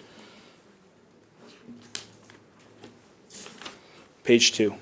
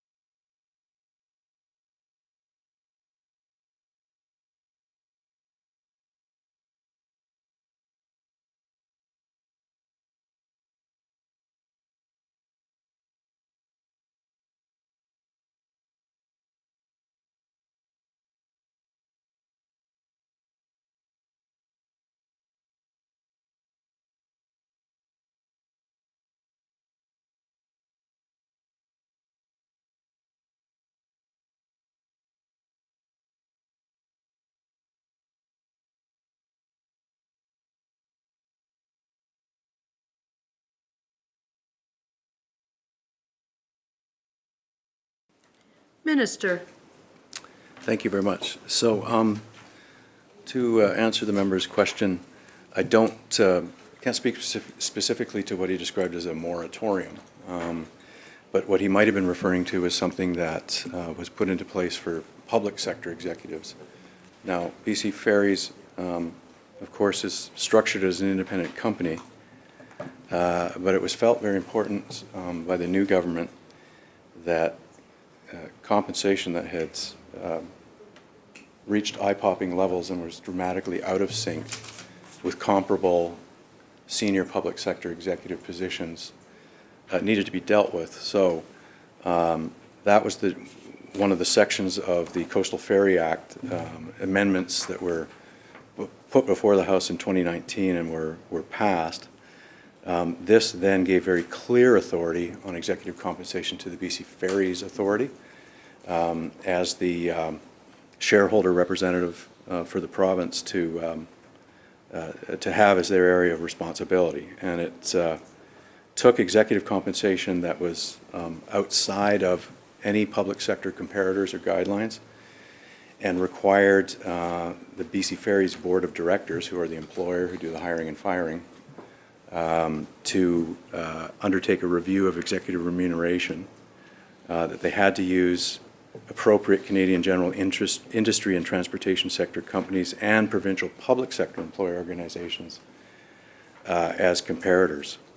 And so that led further in fiscal 2023 to reductions that were in the previous plan that I just outlined. In other words, the CEO's top compensation level of $684,000 was moved down to $519,000. Member. Okay, thank you. I think we're getting there. The minister was in between. He was telling me it's based on salary. What I'm looking at is overall compensation.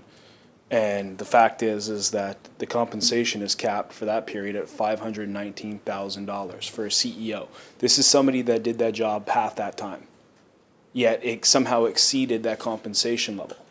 So I'm asking them, this is the third time I've asked the minister this now, is what is the justification for this individual who held it at an interim title, right, for half the year to exceed the maximum compensation under that plan?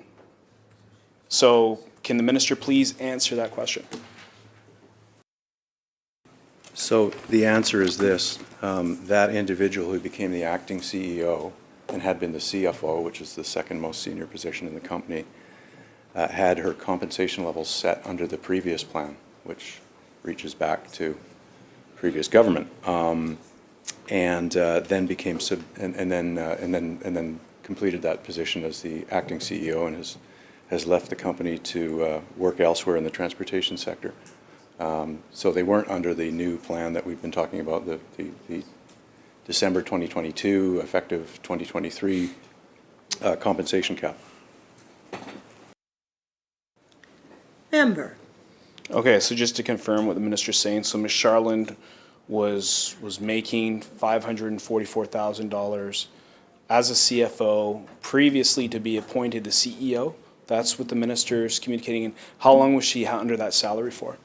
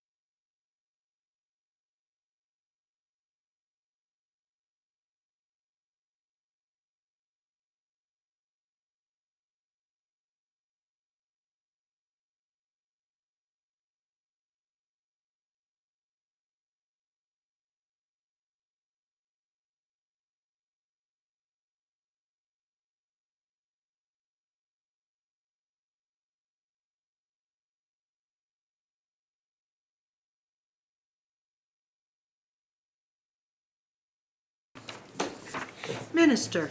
Thank you. So I will say that, again, BC Ferry Services sets terms for executive hiring and what compensation will be, but thanks to the 2019 Coastal Ferry Act amendments, the Ferry Authority has a role in determining what those limits look like. But prior to that, there were none, and that's how it was possible to pay an individual in excess of $1 million to be the CEO. So it's come down, but there were previous levels, as we've seen, that were in place that were higher prior to 2023. The previous CEO that Ms. Charland replaced in an acting capacity, for example, made more than Ms. Charland did for the period that the member has cited. So that's the explanation. I think approximately 3.5 months CFO and 8.5 months as CEO and president under a system that did not have the caps in place that were determined in 2022, 2023. Member. Thank you. And just for clarity here, and if I made a mistake, I apologize. When did that pay structure change? Did the minister say that changed in 2019?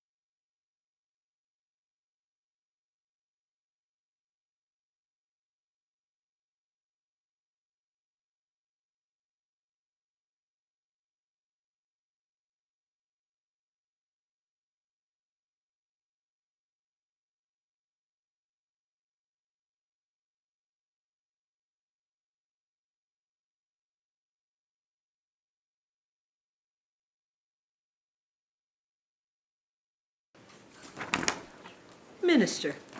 Thank you, Madam Chair. So the 2019 plan set out President and CEO compensation of $684,000. The 2023 plan set out maximum President and CEO compensation at $519,334, so a 24% reduction from that. The 2019 plan, of course, was based on a previous plan that typically just had CPI added to it each and every year. So there were changes made that were fairly significant in 2023. As I mentioned, they were brought into effect and allowed by the Coastal Ferry Act amendment in 2019.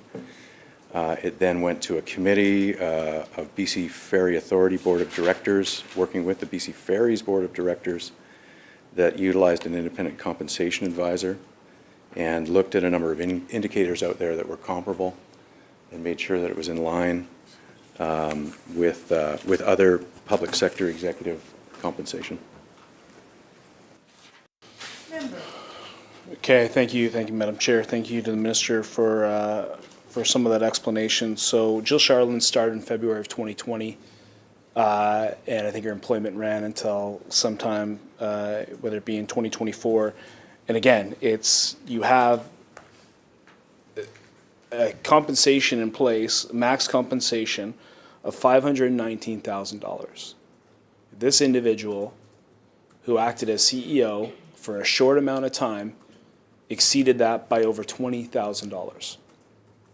And the minister's justification for that is because Ms. Charland fell under a previous agreement with her compensation. Is that correct?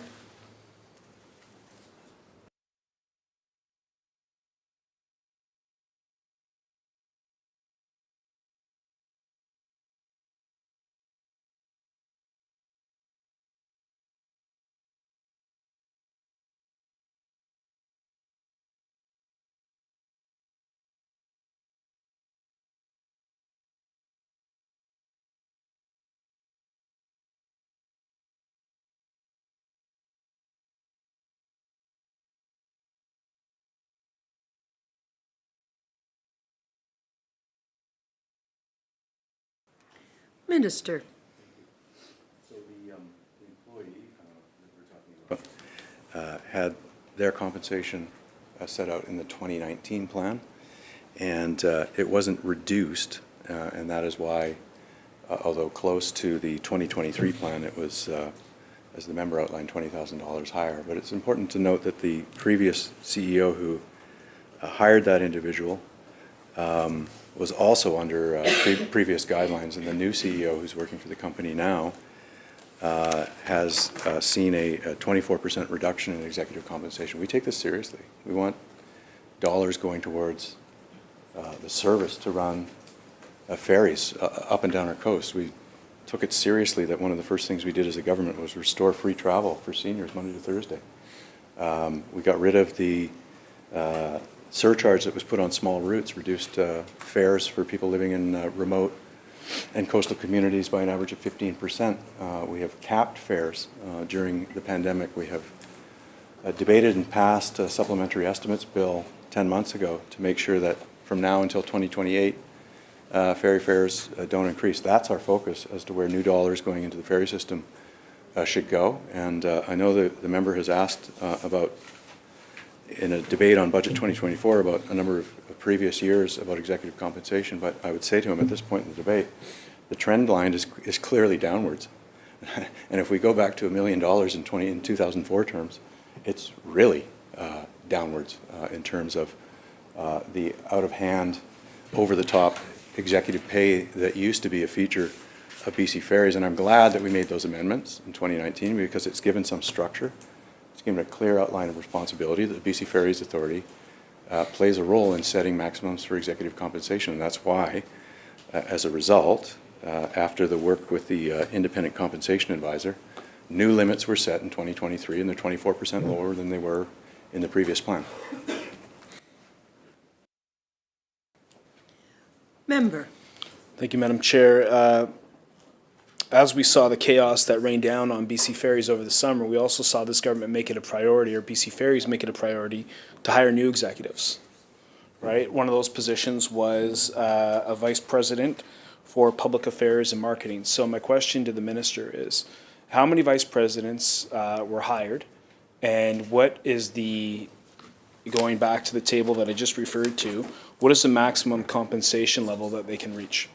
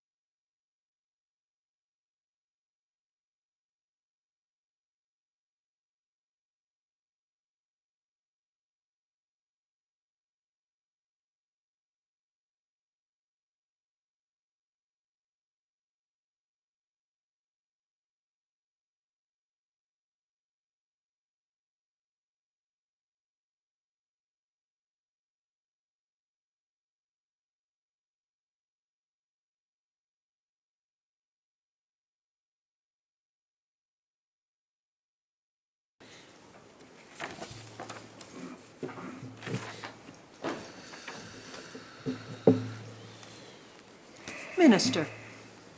Thank you, Madam Chair. So a couple things on this. I'm advised that the company today, as it has previously, has one CEO and 8 vice presidents, and it has had no net increase in vice presidents at all. But while I'm on my feet, I will return to the executive compensation plan that was put into place in 2023. And again, executive compensation for the position of vice president has been lowered. We talked about how the CEO was lowered by 24%.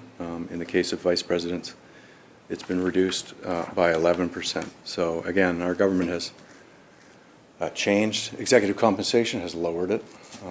We've brought in a process and a system and oversight by BC Ferries Authority to guide that.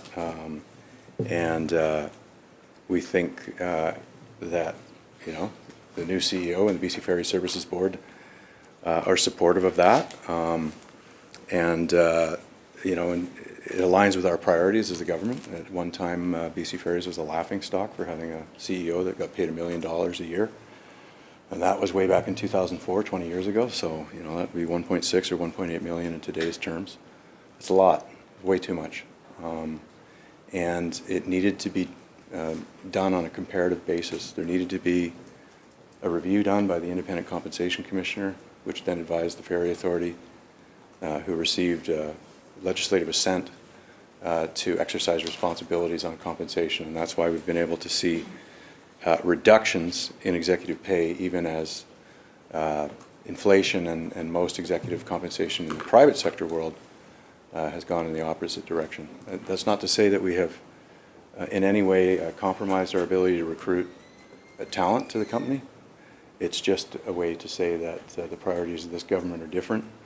It's focused on customers. It's focused on partners who work on our ships that are members of trade unions that we negotiate, that the company negotiates with, and that will remain our priority. I'm going to call a 7.5-minute break, recess. We will come back at 5:53, please.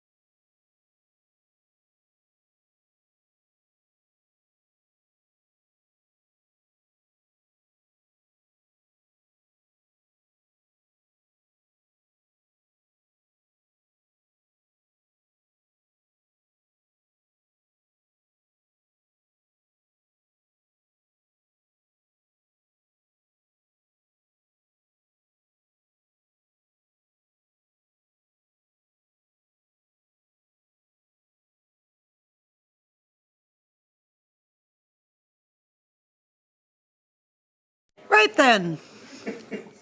I call the Committee of Supplies, Section A, back to order. We are currently considering the budget estimates of the Ministry of Transportation and Infrastructure. And I now recognize the member for Surrey White Rock. Thank you, Madam Chair, and welcome back. Has there been any discussions with the BC government and the CEO and/or the CFO of BC Ferries Board on the current ownership and structure of BC Ferries?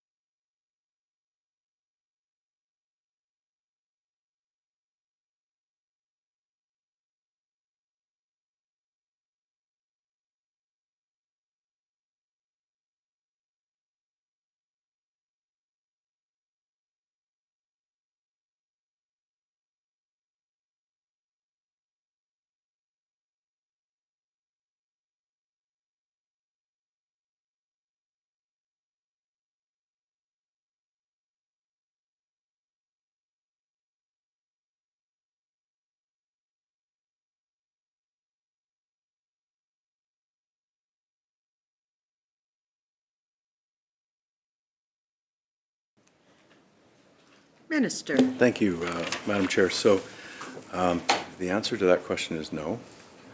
But I also want to just pick up on a previous question to add to the record on the issue around refunds. And we talked about IT improvements. So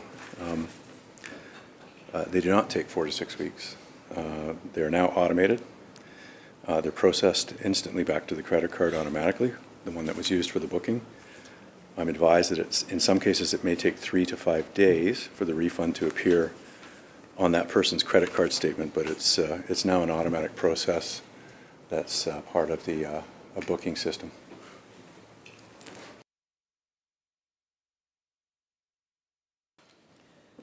Member. Thank you, Madam Chair. Thanks to the Minister for clarifying that, but I'll remind the Minister it was actually BC Ferries that put out the note that it was going to take 4 to 6 weeks. I didn't make that up. That was the note that was put out by BC Ferries. Not 3 to 7 business days, it was 4 to 6 weeks. So appreciate all that. At the end of the day, again, BC Ferries likely putting out information that's inaccurate. We've become accustomed to seeing that. It's a lack of transparency. It's a frustration, and I think when we're talking about frustration, I asked the question to the Minister on conversations held between BC Ferries at the CFO level, the CEO level, and the board level when it comes to the ownership, the actual structure of BC Ferries for records dated from March 1st to October 1st of last year. We got over 40 pages redacted in an FOI request. So the Minister can say no to the question that I asked, but that would lead me to my next question. And how did we end up with 43 redacted pages from an FOI request specifically around that question?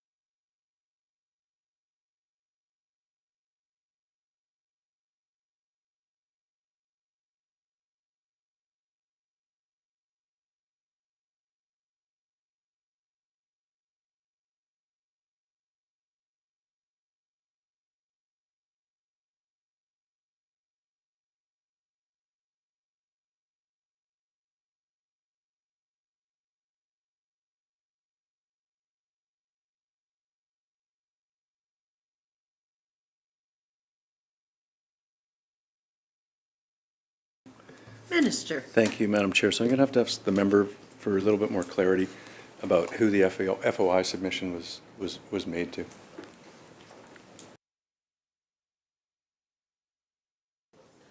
Member.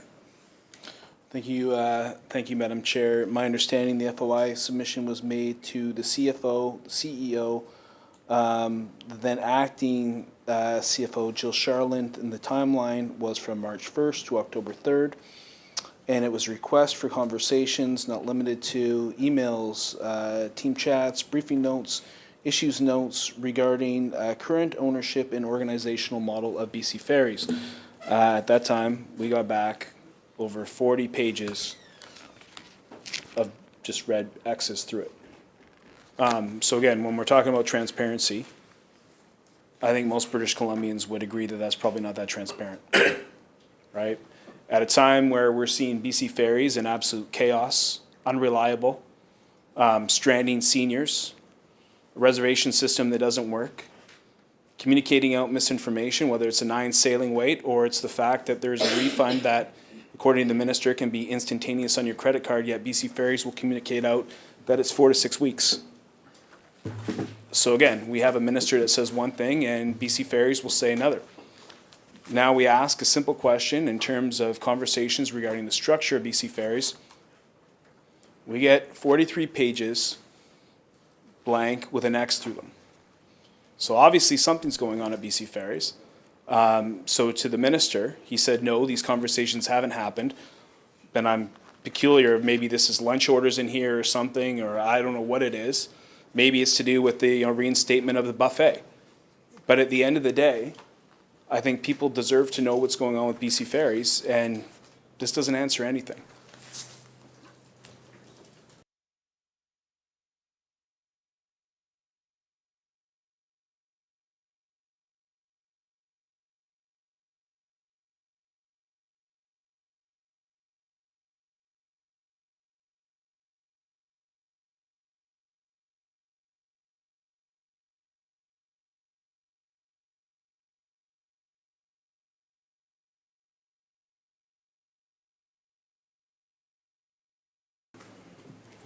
Minister. Thank you very much, Chair. So the member is asking about a document that does not in any way relate to our government. We don't have the information that he's requested. We don't know what the response contained or didn't contain. It could have captured things that were briefings for the new CEO or talked about internal organizational details, but that's not in any way connected to the Ministry of Transportation and Infrastructure for the purposes of these estimates. We don't possess that document or that information.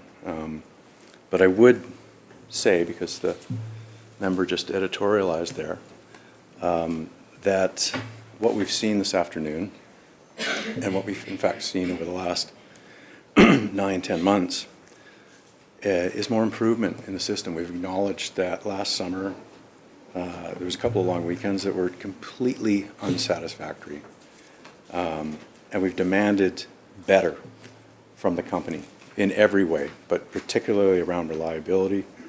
We've worked, yes, closely with them on affordability going forward, facing the cost pressures they did as a transportation company. We debated supplementary estimates in this chamber, and the other side voted against it to keep fares low. So we've seen their priorities, and we've outlined some facts today. And the fact is that the company has done a very good job hiring for positions, many of which were made vacant during the pandemic when people decided to retire early and took a lot of knowledge out the door with them. And we've had to hire senior skilled people in their place. 1,200 last year, 800 the year before. And I outlined to him that the number of sailings canceled due to crewing issues is down 70%. Q3 of the current fiscal year from Q3 of the year before. He mentioned last summer that there was a crashed website system and that BC Ferries communicated something that I would find unacceptable, 4 to 6 week period for a refund. and that the company, again, was asked to do better. They now have an automated system that refunds the credit card of who the reservation, whose name it was made in, and it's instant. It is automated. He's asked about lower executive compensation, or about executive compensation, period. I've outlined that executive compensation for the CEO has gone down by 24% in our current plan, and that it was out of control and completely unregulated under the previous government. So if you care about performance being improved, it's not just enough to acknowledge that BC Ferries had some very bad days last summer. We know that. They did. They were asked to improve. I'm seeing signs of improvement. There is more to do. They need to talk to coastal communities. We needed to take the opportunity of Performance Term 6 to add sailings. We have 9,600 more sailings to serve coastal communities under this performance term. We asked them to work with us on affordability, as I mentioned, to keep fare increases not at 9.5% or 10% as they would have been if we hadn't stepped in, but something a lot closer to the rate of inflation, so that the price of goods and moving services around wouldn't be added to the affordability challenges that islanders and coastal communities face. We've done all that. They've had an opportunity to vote for or against it, and they voted against it. And yes, to acknowledge that there were some bad days 9 or 10 months ago, I mean, I think the opposition should acknowledge that there are better days now, as the member for Penticton did the other day in this very chamber during this very estimates process, who talked about how well and responsive BC Ferries employees were for him as a customer. So it's not enough to dwell in bad news. And that bad news was not specific to BC Ferries. The transportation system was disrupted across North America and around the world. The point is it getting better? The evidence is it's getting better. We need to do more. We'll continue to do more. We'll continue to work with the union. We'll continue to work with customers and ferry-dependent communities to do that. And Performance Term 6 outlines some pretty critical investments that are going to help get us there. Member. Thank you, Madam Chair, and I appreciate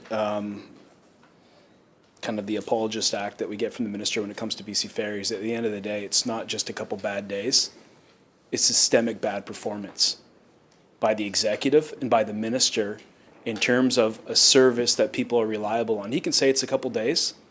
I think the public would give this minister and BC Ferries an absolute F in terms of their performance in 2023. Nobody is applauding the performance of BC Ferries. They applaud the frontline workers for sure. That's not up for debate here. But at the end of the day, we've had a system, and the minister can say that there's been improvements. We've seen September, October, November, December, January, February, this month, canceled sailings, not just because of weather. Shortage of staff, broken vessels. We've seen it. And at the end of the day, it's very clear this minister has zero control over what is going on at BC Ferries.